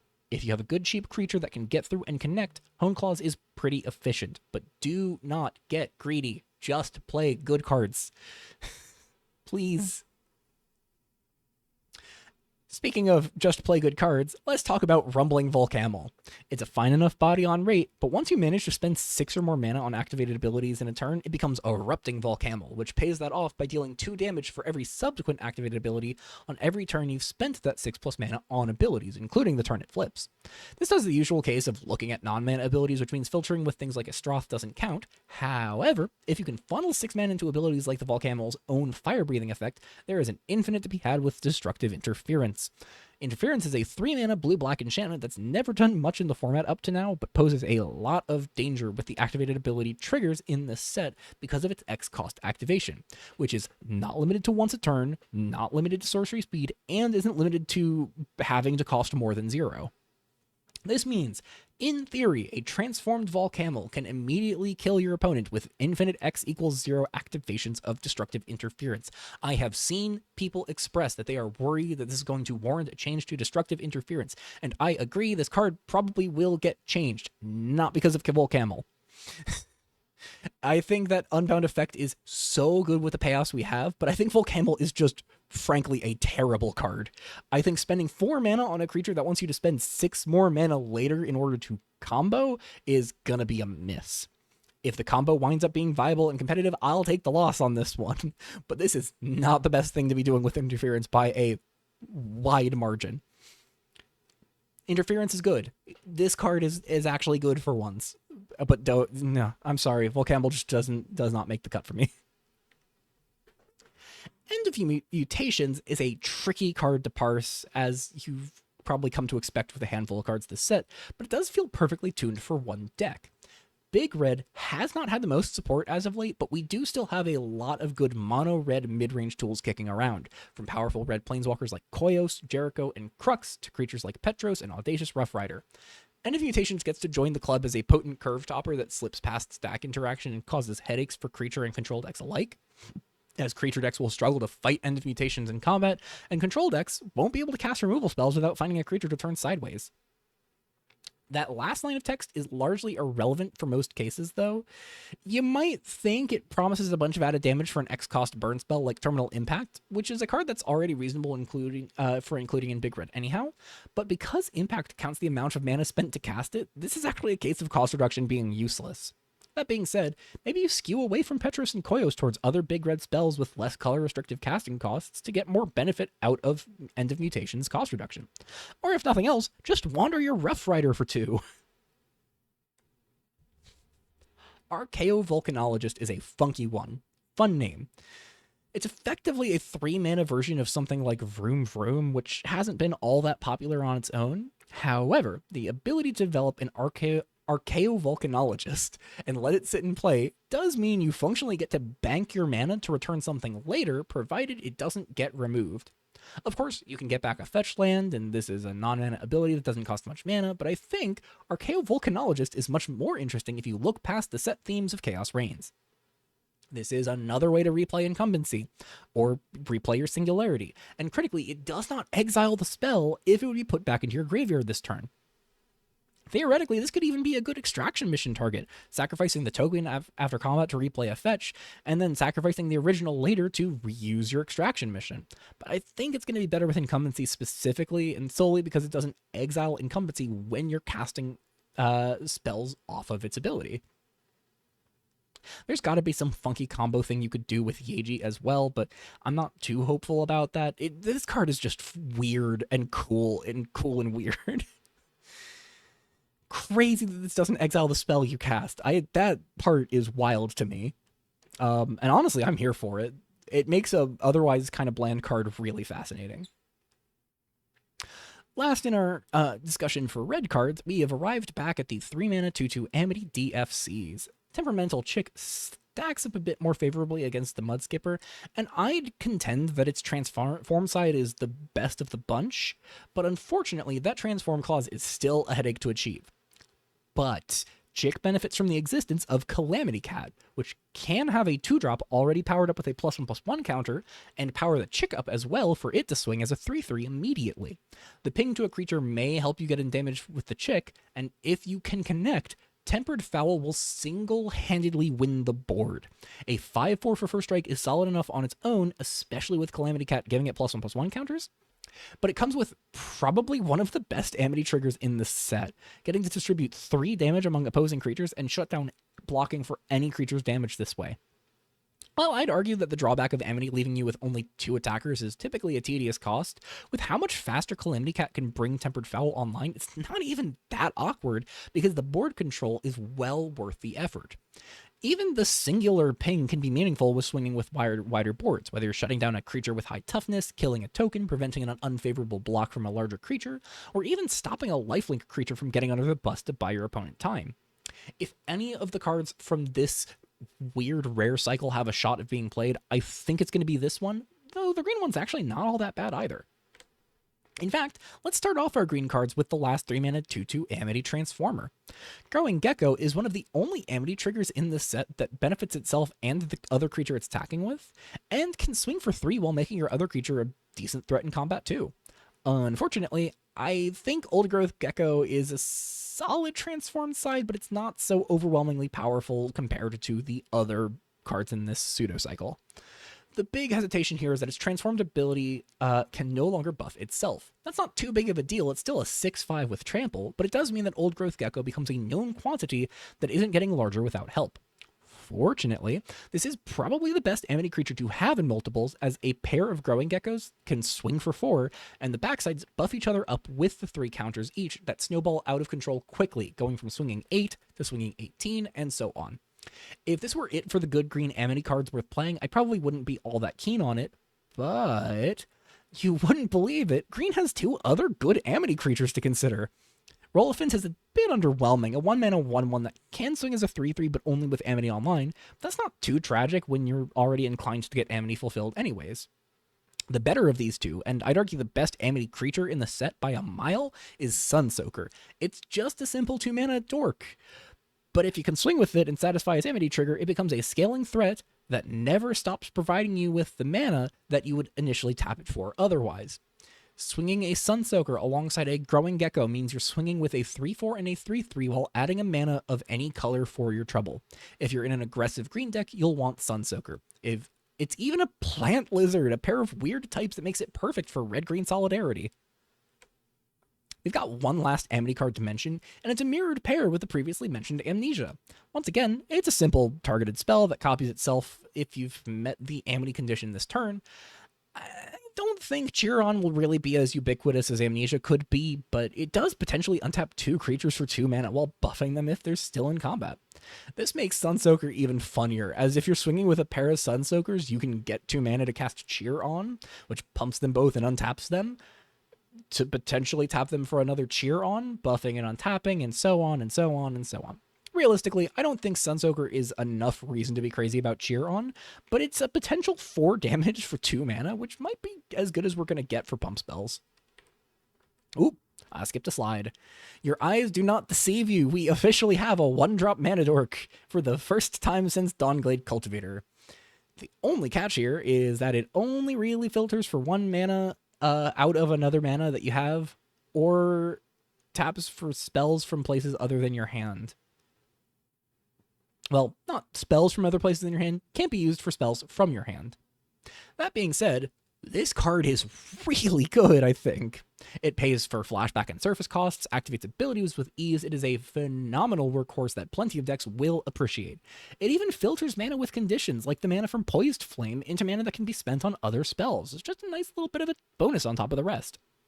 I think Tough Nut will be playable fairly often, but it won't be as ubiquitous as Dawnglade Cultivator was in decks that would traditionally want a 1-mana dork.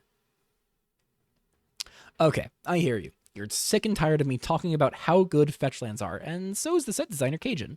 We are getting a canon reprint here in Bind, a 2-mana green instant that cantrips while countering a non-mana activated ability. Yeah, this shuts down fetches, but it also stops all of the other candidates I've been raving about. Basic costed abilities on permanents, Planeswalker loyalty abilities, click abilities, activated abilities from zones other than the battlefield, and especially abilities with complex costs. You might have noticed, this is just every card from the Mimicry Elemental discussion, and that's not an accident. Those cards, that card is Bind's sworn enemy, especially since Bind can respond to an opposing Mimicry Elemental's activation to cut their legs out from under them and counter the ability they'd hoped to copy. That all being said, the fetch land interaction might not be desirable by curator standards, especially with how ubiquitous the fetches are lining up to be, so it's possible this card doesn't remain in the set we get to play with. If it does, though, buckle up, folks. Alright, we've had enough canon reprints. Let's talk about something from an old Rev set. A Journey Begins returns from the original Monsters of Chikyu set, and it's just as good now as it was then, I think. It takes for any permanent card with mana value 3 or less, which obviously means you can find a land to smooth out your curve, but it's also a big reason why I think green might be a good third color for Yeji black rather than red. It finds everything the deck wants to play, barring any 4-drives you might consider, and the deck building value of turning a Journey Begins into a 1-mana Anticipate is incredibly worth it. It's also a 1-mana spell to help amp it up with Yeji. Even beyond my old mainstay, you can use a Journey Begins to improve the consistency of decks built around artifacts like Malfunctioning Portal and enchantments like Bulk Bioengineering. Yes, the latter stops you from casting subsequent copies of Journey, but it helps you find the card your deck is built around, and I think that's enough reason to consider it in a bulk deck. I am genuinely so happy that this card is back in the format, and I'm going to proceed to make it everybody else's problem that this is around again. Hungry Blob is an interesting tech card at face value, but alas, it will probably struggle for a while, and that's thanks to Thunderous Avalanche and Club Promoter, both largely outshining it at the things Blob wants to do. Now, Hungry Blob is capable of picking off a more diversified list of targets on curve, such as Phoenix's Touch and Omen of Slaughter, but Thunderous Avalanche is better at clearing a field of small artifacts and enchantments, and Club Promoter is better at taking down a single big artifact or enchantment. If you care most about flexibility, it might still deserve the shoutout, but Hungry Blob probably needs a rotation or three to shine at its full potential. Mystery Egg is a trap.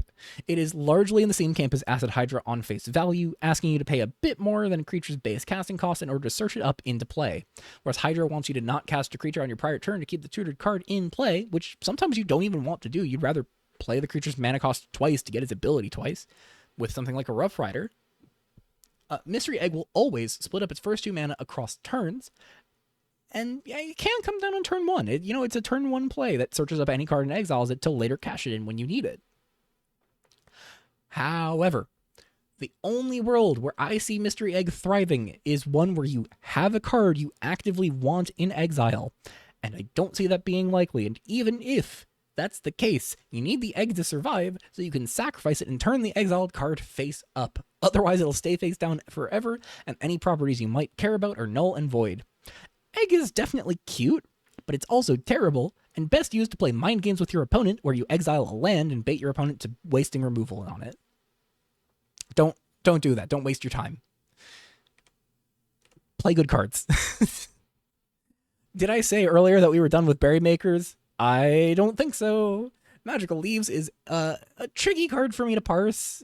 What a shocker. A weird, hard to evaluate card in this set.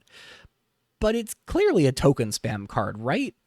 The big thing I'm struggling with here is that I can't decide if Magical Leaves is awful or amazing. It probably wants to be played with something like Rebuilding of Londel. Early, you can make the berries and plants to raise toward Londel's 12 permanent threshold, and later, you can use the last mode for a ton of life to buy yourself more time. That being said, if that's the best use for Magical Leaves, it's probably terrible. Who knows, though? 4 tokens for 1 card could always be better than we expect. And hey, if you're making 2 creatures and 2 artifacts, that pays for 2 extraction rituals. Speaking of mechanics we aren't quite done with, we have another cheap surface card. Like with Walk Among the Dead, the likely primary use case for Harvest Time will probably be to cheaply rebuy Harbor Mail for added value, though Harvest Time has the added advantage of being cheap to recast from the graveyard.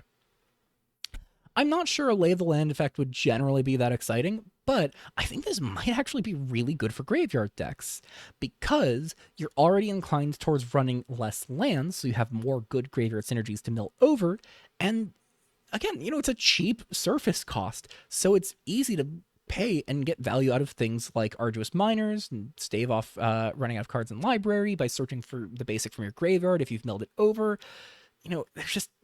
It's one of those cards that I think is deceptively good. It can smooth out your mana, making it more reasonable to split your graveyard eaters between Chittering Gargantua and Sporeback Jarga, rather than having to choose one over the other. And it just loves all of the natural things that a deck like this would already want to play. And again, it solves the biggest issue that a self-mill deck would have, which is running out of mana to play their spells, which is killer. So I think Harvest Time might genuinely be one of the best cards we get from this set for graveyard decks, despite just being a Lay of the Land. What a weird time to be alive, I guess. Let's get to multicolor cards finally, and we're starting off with a very exciting potential build around in Seal Shoals. For 1 white and 1 blue, you get an enchantment that offers repeat token creation at the end of every turn, provided you can activate at least 2 non-mana abilities before the end step. At a baseline, this wants you to run it alongside abilities you can activate for free, potentially even repeatedly, so you can yield the most benefit. We'll get to it again in a bit, but Primal Fissure does open the window to get a Seal Orb token on turn 2 after playing Shoals, if you can sacrifice 2 fetches for 2 untapped lands. Pledging with a clique already in play counts as activating an ability as well, which means Demographer's activated ability could count for 2, while duplicate copies of Milan can yield some progress while keeping the first copy's tap ability to keep the engine running. You could also consider Codename Cicada as a cheap 1-drop that can be activated turn 2 after a Primal Fisher into Seal Shoals to make the turn 2 token more reliable. Or look at some vehicles that can pull double duty like Aqua Crew Flagship, whose looting and crew abilities both count. There's also a discussion to be had for the role Shoals could play in control decks leaning on Planeswalkers, as they too are activated abilities that fulfill its condition and would have reason to leave up mana for the built-in activated ability on the Shoals itself. And of course, as we've mentioned earlier, Destructive Interference exists, which represents 1 token each turn for no additional mana. Like I said, there are concerns that Interference is due for an adjustment, but even if it does get adjusted, I think Seal Shoals will look really strong, and we'll have a lot of time to joyously create our round Seal tokens. They're orbs! Ironback Tyke is a sweet mid-range piece, a relatively simple 3-mana 3/3 that guarantees your next land drop, but it can become a threat to be reckoned with by swinging for 7 on turn 4 if you can get at least 7 permanents with activated abilities in play. The big victory here is twofold. Tyke doesn't ignore mana abilities like most of the rest of the set, meaning that lands count for meeting that condition, and it counts itself. So with 4 lands in play to activate it, you only really need 2 other permanents with activated abilities. And hey, as it turns out, Milan is a 1-mana creature that makes an enchantment with an activated ability, and comes with one itself. It's a really simple baseline for a deck that I think could really consistently succeed and thrive. And with Tyke counting itself, again, you really only need 6 other permanents, which in a top deck scenario is just 6 lands. If you can flip it, and that's an easy if to fulfill, a 7/7 with Vigilance and Trample is really hard for your opponent to punch through, while punching through your opponent fast. Especially since that activated ability buffs up the rest of your board. I really do think this card is a force to be reckoned with, and I'm excited to see how well it performs. More of a debatably interesting activated ability card, there is something to be said for Prolific Fisher. Namely, that it could be good in a different field than the one it's entering. A free ability, even when it's sorcery speed and once per turn, is alright in the context of the payoffs we have access to, and token generation is always interesting, but it's not good enough on its own. If we were to have better sacrifice outlets for the fish tokens, we could be onto something better, but unfortunately right now the best we have is Tozenia Chief Executive, which quite honestly is not a stellar way to pay off a blue-red card. If things do come together in future rotations, this could see some use, but it is probably not there in the moment. Another activated ability card that I'm kind of bummed doesn't seem all that great is Amber Nimble Companion. At first I was really excited. She turns your activated abilities into permanent buffs, gaining keyword counters or a +1/+1 counter depending on what she doesn't have yet. After 6 turns of activated abilities, as early as 3 turn rotations, you can have a 2-mana 3/3 first striker with lifelink, menace, and vigilance.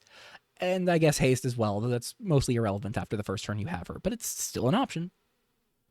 She even has an inbuilt looting mode to keep those counters coming, which it does work nicely with her vigilance counter.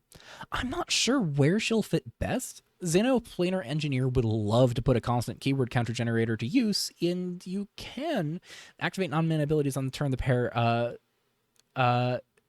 is in play. It could draw you up to 2 cards for the first 3 turn rotations, potentially working even better with counter manipulation like Workshop Helper being capable of letting Amber endlessly make new counters, with you stripping a counter off with Helper's activated ability, one which triggers Amber to give it a new counter.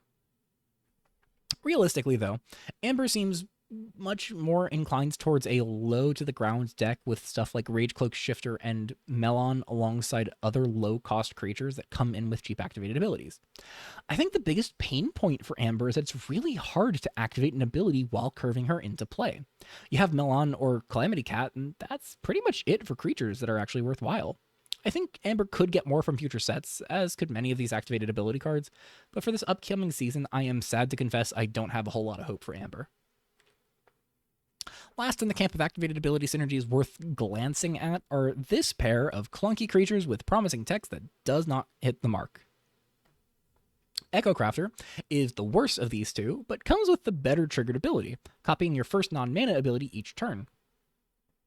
But there just aren't enough high impact abilities to copy that warrant trying to slip a 5-mana 4/4 into play beforehand. Teetering Panda has a cleaner casting cost and stat line, but its ability requires more hoops to jump through. There's some solid combo potential with Panda finding a way to share its abilities with other creatures, but I think that's kind of just a janky mess. I don't have high hopes for Echo Crafter, and I wish I could say I was more optimistic about Teetering Panda, but they're both just a bit too awkward. We've got one final activated ability card to discuss, but it isn't really caring about activated abilities. It just has an interesting one. Dormant Camel's a basic 2-mana 2/2 with Vigilance. Not bad, but nothing special, and it helps you filter your hand by allowing you to rummage every time you get a landfall trigger. The big point of interest here is that activated ability, allowing you to play lands from your graveyard and rebuy value from your self-sacrificing lands. Yes, again, obviously, fetch lands, but there are some other things you can look at. Time-Worn Crags would be nice if it wasn't looking so awkward in the face of a basic dense mana base, and lands like Hollow Chamber and Cradle of Rebirth could get some expanded value from Dormant Camel, increasing your likelihood of rebuying them. But you could also look at weirder things. Camel can bring back Elrond to the Lofty Capital to endlessly spam a creature's enter trigger without ever letting the creature hit play, I guess. And you could use High Techian to gradually steal every land your opponent has and run them out of mana sources. I think the High Techian option is the funniest, so naturally that's where I hope Camel sees play, but I think it just isn't good enough to justify squeezing it into most decks that would want to replay fetches in theory. I am too deep into recording this video that I just passed the 100-minute mark to go back on flubs, so we're living with the mistakes. I am sick. It's just a little too clunky to be where decks that want to replay fetches would need it. We talked about Iviana towards the front end of this review, so let's take a moment to talk about our other Planeswalkers, starting with the cheapest of the bunch. We can't have a Chikyu set without Karina popping by, and she comes with a few weird, interesting abilities. For 3 mana in red and white, you get a 3 loyalty Planeswalker with 2/1s that each offer a bit of value, and a -7 that does help equalize the board a bit. The real kicker here is that triggered ability, ensuring that while your opponent can get some value off of her upticks, you're able to benefit if they do so. The upticks are reasonable enough. Discard to draw a card and another if your opponent chooses to draw as well, or give one of your creatures lifelink and vigilance, and could give an opposing blocker the same if you want to complicate their blocks a bit by making their creature gain both of you life. Realistically, though, Karina's primarily going to be used alongside a few particular cards to break parity a bit. Invasion of Privacy, Interception, and Resigned to Progress all cause your opponent to draw at 1 or more cards, and with Karina in play, you get to draw for every card they do. Importantly, this does work with all 3 of these cards. Resign in particular might say that your opponent draws cards before you discard, but Karina's a triggered ability, so you won't get her draws until Resign has finished resolving. The life gain side of things will be trickier to weaponize, as there really aren't any good ways to gain your opponent life on your turn, but I think it's mostly just fluff text anyhow to work with her second ability. Finally, though I don't think it's a really remarkable card on its own, there is also the new Suncaller Tortoise, which can be played in advance of an ultimating Yeji to set your land count back to 0, letting her ultimate act as an Armageddon. I don't think that's enough reason to play the Tortoise, and again, I don't think it's a great card otherwise, but it's not the most atrocious thing in the world, since at a baseline it's a 4-mana 3/5 that shocks the opponent on landfall and does a little bit extra sometimes. Karina is really the only good reason to use its enter trigger, though, but at least it's a crazy way to use it. A much more all-around grindy card comes bearing another familiar face from our first visit to Chikyu in Sanaito Voidsinger. Sanaito's shed her blue mana for black and comes with a familiar suite of 4 abilities, all available to activate immediately. She costs 4 mana instead of 3 this time, and comes with an additional loyalty this time around.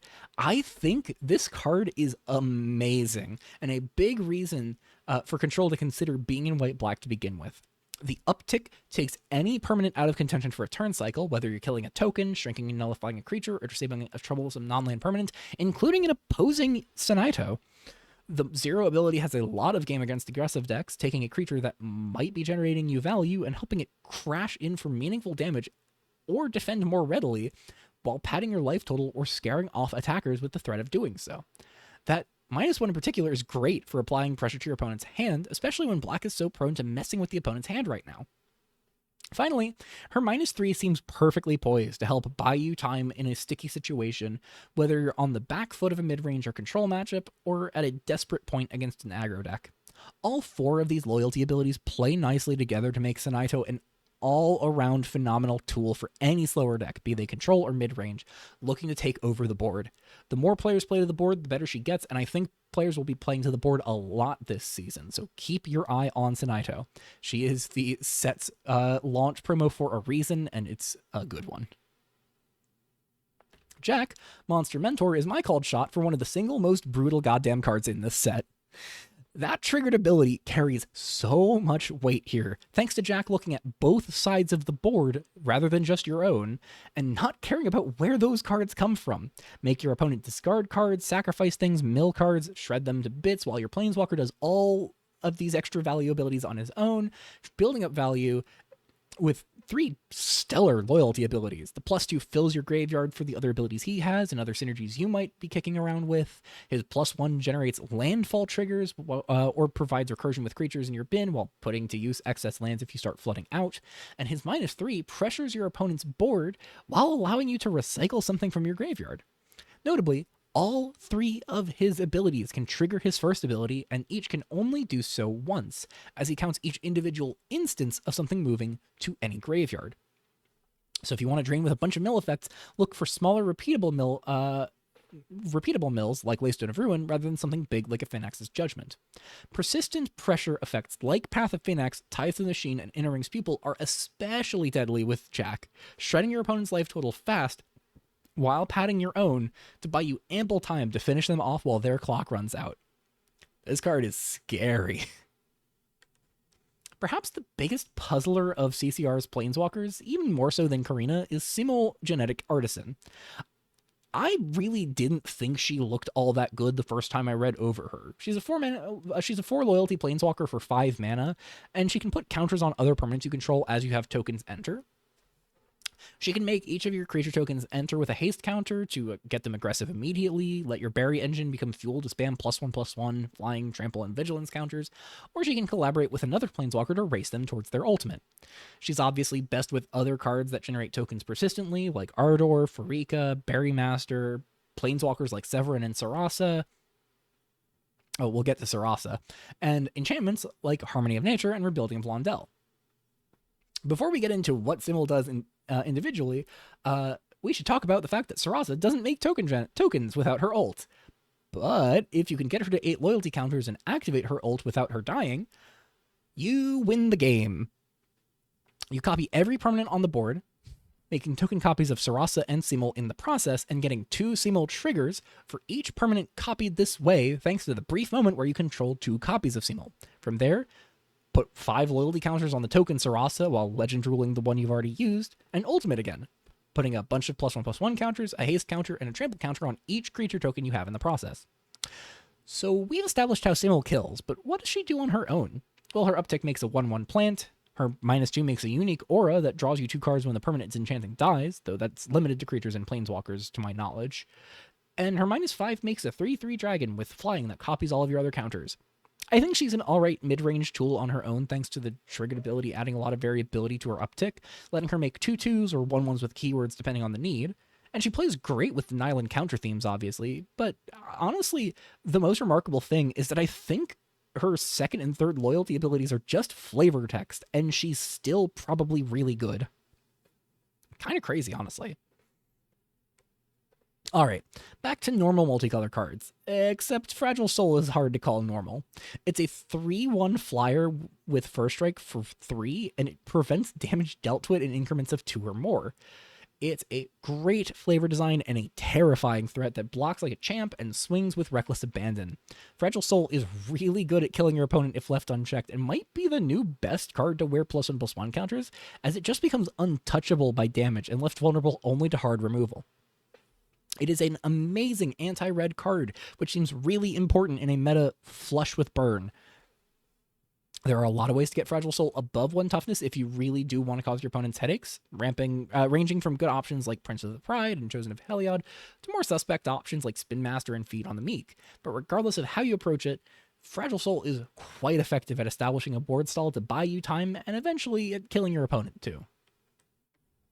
Another aggressive 3-drop, Talon Triplets looks to slip past smaller boards and comes with an Amity ability that can actually help other creatures slip by alongside it. It's fine enough for a 3-drop, though it does have some competition in slot for a green-red aggro shell. Quantum Leaper is the same basic hasty body, but comes with the better baseline evasion and the ability to punch above its weight class with Death Touch, though in some board states, Talon Triplets winds up having the better form of evasion. Vukrok Defector is the prime all-out damage choice for a 3-mana hasty creature, but they're just wanted by different decks ultimately.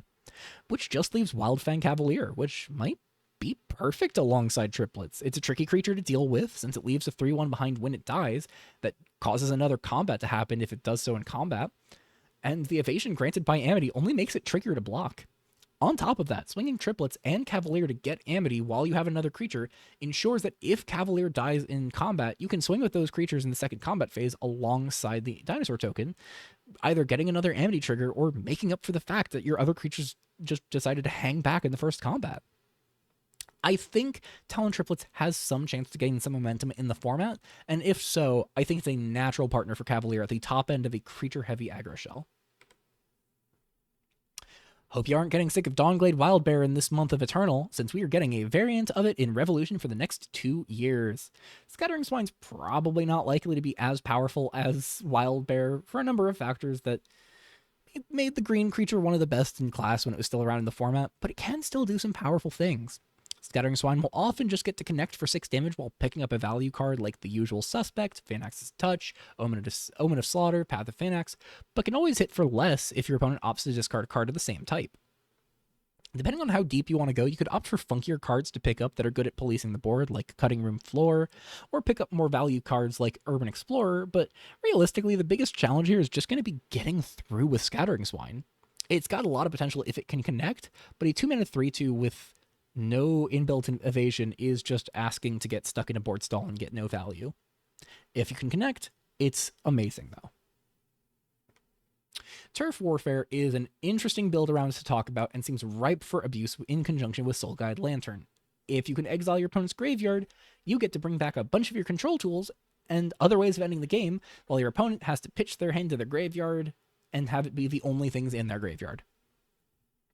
My only concern with this is that I don't think it's just any better than playing the good efficient black spells like Phalanx's Touch and Path of Phalanx that shred the opponent's hand anyhow. Maybe it works for a hard control deck that wants to spend its mana on stack and board interaction rather than disrupting the hand early, or in a deck trying to turbo this combo out and then recover the board with the hand they just got back. The former sounds solid. The Turbo Warfare plane is probably risky though, since you do want a sizable graveyard of your own to maximize value. If you're rushing out Warfare and you've got nothing going on in your graveyard, you're kind of just giving your opponent the freedom to kill you since you have no cards in hand. Let's round out the multicolor cards with a handful of legendary creatures, starting with Spiky Jack's Gravetiller. I love this thing. It is another solid tool for consideration in the camp of recursive 3-mana creatures, and it can be a proper headache to fight. Especially considering A Journey Begins can improve the consistency of finding it when you want it, and fetch lands are an easy source of getting early permanents in the yard to cast it back from your graveyard, or cast it from your hand, because that additional cost must be paid every time. Spiky does look like it has a really good build for the format. I think I like it even more than some of the other options available for more dedicated graveyard decks, as Spicy plays very nicely with the 2 different 3-mana graveyard vehicles that we have in the format if you're looking at playing with the mecha and the flagship, but I think it's just going to be a nice other tool to consider in something like a Yeji Urban Explorer shell. Nocturne Monstrous Crisis is probably a bad card, but it can get massive pretty fast. She gets a huge pile of +1/+1 counters on her enter and upkeep if you can juggle enough different counters in play, meaning she threatens to swing for a ton of damage the first time you untap with her. The big issue here is that she lacks any way to help that damage actually connect, meaning she's very dependent on you actually having ways of slipping her through. That being said, if you can make it happen, there are a ton of different counters you can build up to make Nocturne start getting frighteningly large. You have obvious ones, keyword counters, +1/+1 counters, loyalty counters, even charge counters. But we can do weird stuff too. Therapy has a loop counter. Tide's Ire comes with depth counters. A Stone of Growth makes growth counters. Music Master makes curio counters. I think Music Master is probably the best of these goofier options because it can jump Nocturne to help your stat bomb do more than just devour chump blockers on the ground, and it's a decent piece on its own thanks to the curio counters having actual rules text. If you're really intent on making this card work, you can look at running ways to leverage that sudden stat bomb into much more power, either using Aspiring Anarchist to push twice as much damage without having to worry about chump blockers since it comes with trample, or use Shining Hope to functionally impulse draw a large chunk of your deck. The plan's probably terrible, but I do kind of hope people tinker with it just because she seems she seems capable of some hilariously big board swings. Hoenn Champion is a weird one. It's a clear enough homage to Chikyu Champion and Gym Leader, a pair of creatures from the last visit to Chikyu, which both saw a decent amount of play, and it puts a functional 8/8 worth of stats into play across 3 bodies, with the 3/3 Flying Bird and the 2/4 Double Striking Bird both coming in with Vigilance and Haste, while Hoenn Champion locks players into Amity on offense and defense. More than anything, though, this makes me wish all the Amity creatures weren't restricted to needing to attack themselves, because Hoenn Champion would be a godsend for ensuring Amity triggers somewhat safely get in thanks to the strength of those tokens. As is, however, the most appealing thing here is just that Hoenn Champion is a decent enough card if you can reuse its enter trigger. Maybe it's good in a Garen deck if you can ever justify casting a 6-mana creature in a Garen deck. If we want to talk about weird, clunky, big cards, though, the Magma Council is one of our 2 narrative big bads, a flashy 5-mana 4/4 with a brutal landfall trigger that locks down opponents' permanents and reduces them to functionally being wastes. The only problem is that 5 mana is a lot for a card with a landfall trigger outside of green, and you need to play a lot of lands after casting your 5 mana 4/4 to get any real value here. It's cute, and in theory, landfall being able to convert any and every permanent you want to remove to a colorless land does a lot to rein your opponent in. This card is just so painfully slow. I realize I called this card a little flashy, but nah, our other villains are a little bit more flashy. Yeah, that pun was fully intended, and not in the script. I realized it as I read it out loud. Despite costing 1 more mana for the same stat line, I think the Aqua Crew looks a lot better than their nemesis. The Flash lets it be more flexible around your curve and opens it up for play with the Olden Flash synergies, while the Enter and Graveyard spell copy triggers are both fairly potent. Milling for 6 guarantees that any surface cards that had already been in your graveyard become live, and each time you cast one of them, you get to double them up. Imagine each Relentless Bats becoming 2 Relentless Bats. Beyond bat spam, Aqua Crew looks to do a lot of cool value things, with my only real grievance here being that it's just awkward that it's on the same spot on the curve as Warden of Depths, when both look so splashy and surprisingly decent. It's a damn shame. They want to be in the same deck, but they fight for the curve spot. Oh well, I think this card's still neat regardless. Speaking of Warden of Depths, I don't think that Magma Council lacks on their own Warden.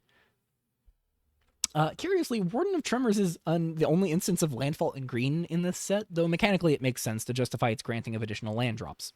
I like the first line of text a lot, though it's difficult to get Warden of Tremors into play while leaving that cost reduction clause open.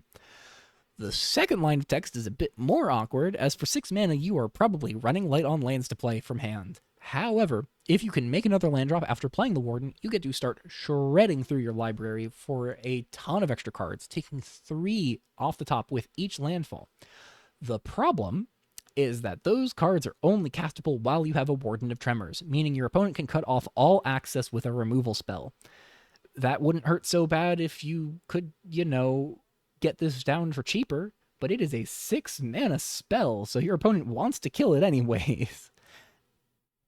And when your opponent kills your big ramp payoff and cuts off an entire chunk of cards you were trying to draw, suddenly it's a lot less exciting. And much like I think Aqua Crew outshines Magma Council, I think Warden of Depths outshines Warden of Tremors here.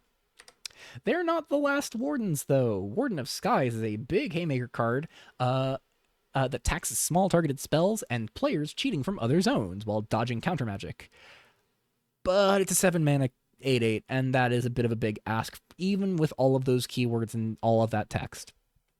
The most unfortunate thing here is just that this rotation sees us bid farewell to our best unconditional reanimation spell, which wasn't even all that amazing in Patriarch's Call, leaving us with only Reclaiming Ritual to get this thing back. Worse, the base cost of Ritual is nearly worthless, with Warden costing only 1 more mana, and the flashback cost is counterintuitive to get back a card that stops you from playing cards with flashback from your graveyard. And also asks you to have sacrifice fodder in a subpar reanimation deck. Not good. If we can get better big reanimation spells in the format, Warden of Skies could start cropping up, but as it is, it's a funky ramp payoff and maybe a top-end card for green-white bulk bioengineering. But outside of that, you don't reanimate this. You're wasting your time. In theory, Warden of Wishes is about 2 rotations too late. With the mana base provided by Blood Like Rivers, there was enough reliable ways to lose life just from your lands that Warden of Wishes could have easily drawn 3 cards from the sideboard without any real trouble. Alas, without Dormant Lands and New Divide, Warden's options are limited to a couple black draw spells like Extraction Ritual, persistent black draw engines like Thanax's Confidant and Product of Nepotism, a few other black spells like Hand Attack and Cryptology, and the Colorless lands, which slot in cleanly enough to replace the life loss that would have been easily achievable from the Dormant Lands and New Divide. Fact of the matter is, I've seen a lot of folks make the contention that Warden of Wishes just doesn't have good ways to lose life right now, and I don't know what format people are looking at, because this is kind of a perfect scenario for Warden of Wishes to be a 5 mana 4/3 that pads your life total so you can draw any 3 cards you want from your sideboard, which, if you have a couple, tech cards in the sideboard, like a big Planeswalker that you might not want to have early, or a precision piece to shut down your opponent's strategy, yeah, getting that out of your sideboard in game 1, or, getting something else out of your sideboard in games 2 and 3 seems really strong. Y'all, do not sleep on Warden of Wishes. If white colorless control dips into black, which I think it should, then Warden of Wishes and Sonido should be the first 2 cards it dips for. And yes, Warden of Wishes is absolutely worth it. It is, like, worst case scenario, it is a 5 mana 4/3 that gains you 7 life. And that life loss trigger is not limited to your turn. Your opponent trying to kill you gets you cards. It's good, folks. It's not an amazing, back-breaking, format-warping card, but it's good. It's really actually good.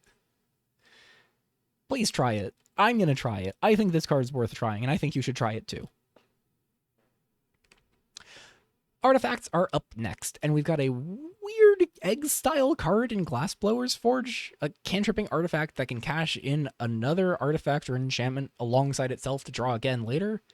If you have artifacts or enchantments that want to be sacrificed naturally, this obviously seems like a nice pickup, but unfortunately our options for that are kind of few and far between right now. It should come as no surprise that Forge is an excellent way to expend things like spare Clique, Treasure, and Berry tokens, but beyond that, it could also be useful to help a couple of the Nyland policies flip more reliably. Meaning of the Elites and Ascend to Power both do ask you to sacrifice a non-land permanent as at least one condition, and Glassblower's Forge is an easy way to do that while drawing you a card. If you can make a lot of tokens and don't want them all in play, you could use Forge to help you out, but it might need a set to bring in more clear egg synergies with it, especially since if you're looking to use it to fulfill these policies, you could just use Extraction Ritual. Karina's Substitute is another kind of curious piece, and I can't help but wonder if it could be a relevant inclusion in Extraction Mission decks. Mission loves its 3-mana creatures with powerful enter triggers, and while Substitute doesn't push damage as well as anything else in the deck, it does still help you reuse those damage and draw triggers from your Scophos Conquerors, and the enter and leave triggers of your Rough Riders. It might be solid to copy Rough Rider especially, because the Wander cost lets you reset what the Substitute is copying in a pinch. It's kind of really hard to say if this card will make the cut, of course. It is still a 1/4 no matter what, and that is tough in a deck invested in pushing damage backed by disruption. But perhaps in the wake of Speaker of Ash's rotation, maybe a copy spell like this could be what Mission needs right now. And Spirited Ore might be a tad high cost for an artifact aggro deck, but its built-in protection makes it much more irritating to deal with than most of the artifact matter's threats. The only big artifact scaling creature I've seen have success so far is Korgan Bourgeoisie, but Wayward Drek has always felt right on the cusp of playability and is liable to get better with berries making Cybersoul more affordable. Replica Crawler and Offerings to Sky Gods probably aren't as key in the Artifact Swarm deck, but they're both interesting options as well that could be boons for Ore's playability. Finally, I know the berry production being centered in white and black has more eyes on imposing iteration. Admittedly, it's not a card I ever had faith in, but if anything can tip the scales towards imposing iteration being a powerhouse, it's all of the berry makers in CCR. And Spirited Ore could very well be entering the format in the midst of the perfect swirl of circumstances for it to succeed. It is finally happening, folks. We have a clear-cut Azantium Infinite combo in Revolution. Magnet Link's first ability can be shared to Azantium, which alongside with Digital Lotus allows Azantium to tap for 3 mana of different colors, then untap for 1, looping infinitely. The only hang-up here is that this combo requires a 4th card to cap it off and spend all that mana. Fortunately, there are some worthwhile ways to assemble this combo, meaning the first 3 pieces of the puzzle aren't as tricky to assemble as they look. Dark Horse Victory is eligible to return Magnetling or Lotus from your graveyard to the battlefield, and Revenge Tour is able to bring back Magnetling or Azantium while being freely cast off of a Lotus you bring back with THV. In theory, you can stick one of the creatures in play, get the other 2 pieces in your graveyard, untap, cast Dark Horse Victory, bring back Lotus, tap it to Revenge Tour the final piece, suddenly going from 1 piece in play to 3. From there, find your finisher of choice. Altar of Chrome can leverage Magnetling's untappability to let Azantium infinitely ping the opponent. Terminal Impact can funnel your infinite mana into an uncounterable fireball, and if you want to get stuff in your graveyard, you're probably in red anyways. There are probably other ways to pay off this janky plan, but however you round out the strategy, there is something special and terrible about this combo. Oh, and if you're looking at doing stuff that's not bad, Magnetling's also just a decent card for mid-range. It's a tricky 4-mana creature that can dodge type-based removal by shedding the types it might be suffering for, and it's really hard to block. I don't know if it's like a perfect control card, but it's an option. I'm dubious of this one, but Magnetic Snuffler does a lot of work with the equipment themes from Awakening and Uldun. There are a solid few equipment with effective enter triggers or sacrifice abilities, and being able to discard them to get them back with Magnetic Snuffler makes some of their prohibitive equip costs more manageable. Elder Soulblade can tutor up and reanimate a small creature, though it shifts off of the Snuffler to equip to that new creature, while Cairnblade of the Ancients removes an opposing creature and Harvesting Blade pressures the opponent's hand. You can even tip outside of Uldun for equipment like Player Band, though that also shifts off of the Snuffler. There was also a few decent sacrificing equipments, like Helm of the Shattered Realm and Blade of Bright Futures, if you want to get some value out of the Snuffler's second line of text. That all being said, I think 5 mana is too high a cost to make this worthwhile. There is one last equipment to consider with Magnetic Snuffler, and that is Lumberry. With Lumberry on a Magnetic Snuffler, you can sacrifice it before damage to buff the Snuffler, which then causes Lumberry to flicker Snuffler and return it with a +1/+1 counter. I am pausing in my script to just say Snuffler is a hard word to say, and being sick right now, I feel like a Snuffler. I think that is worth saying here 2 hours and 6 minutes into this. Anyways, when that happens, the Snuffler brings the Lumberry back, right back to play attached to it, setting up a wall that can be hard to effectively attack or block through. That has some issues. There's 2 slight problems here. Lumberry's flicker happens after damage, so if the Snuffler dies in combat, there's nothing to flicker. And if you lose Lumberry and the Snuffler at the same time. On top of that, Snuffler's triggered ability on artifacts being sacrificed won't happen until after damage due to the timing of how berries works. So Snuffler will only ever really typically be a 5/5 when damage is dealt, 6/6 after Lumberry flickers it the first time. Realistically, this is more janky than good, but Lumberry's low casting cost and equip cost does at least make it appealing alongside other enters triggers like Renowned Rough Rider or Urban Explorer, the latter of which can do a similar Snuffler loop if needed. And notably, this is much better on aggression than defenses because this lets you hit your opponent for damage and then flicker your attacking creature to get their enter trigger back. Just, bad on blocks, I guess. A little bad on blocks.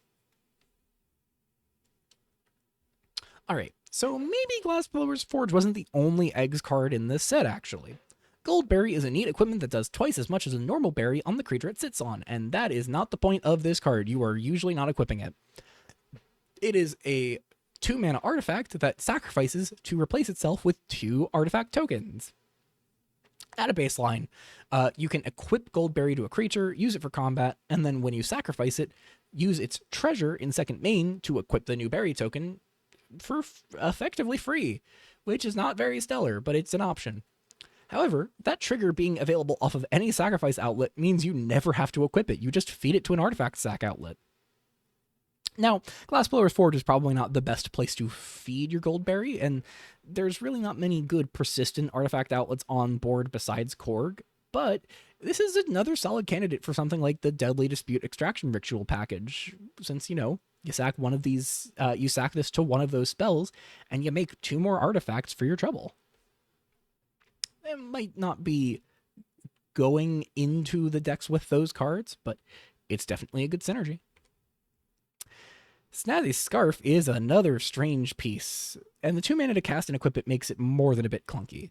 However, it does wonders with creatures with tap abilities to make them reliable aggressors, as you don't have to give them vigilance or untap them to swing in. This has obvious synergy with mana dorks, especially Sunsoaker, which yields 2 total mana per turn with the Scarf equipped, as well as other creatures with critical tap abilities like Melon or the new Titans maybe, but I think it's most interesting with Dormant Monstrosity.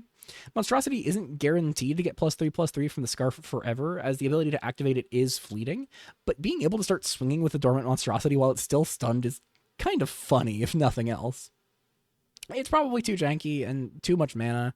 I like Scarf best with dorks like Sunsoaker for the reason I outlined, being that getting your dorks to swing after using them for mana can be great to keep pressure high and make up for the cost of Snazzy Scarf, but this might just be too expensive to get going. Speaking of expensive to get going, Hardstone is a 3 mana equips for 3 artifact equipment.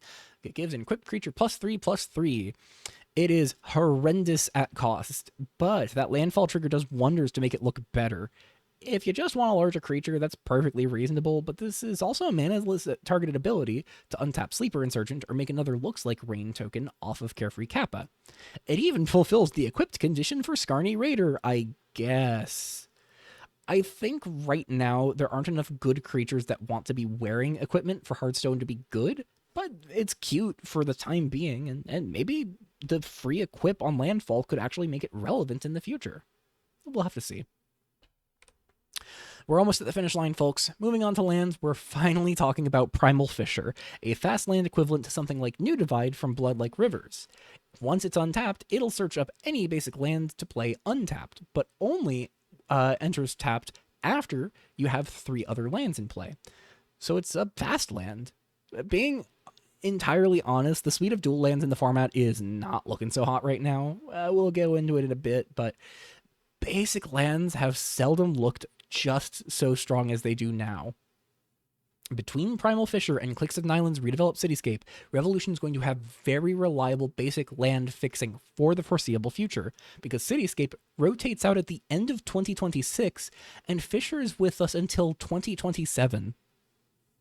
These cards are going to be around a lot, get used to seeing them. Speaking of Revolution's troubling dual land situation, let's talk about Chikyu's check land cycle for a second.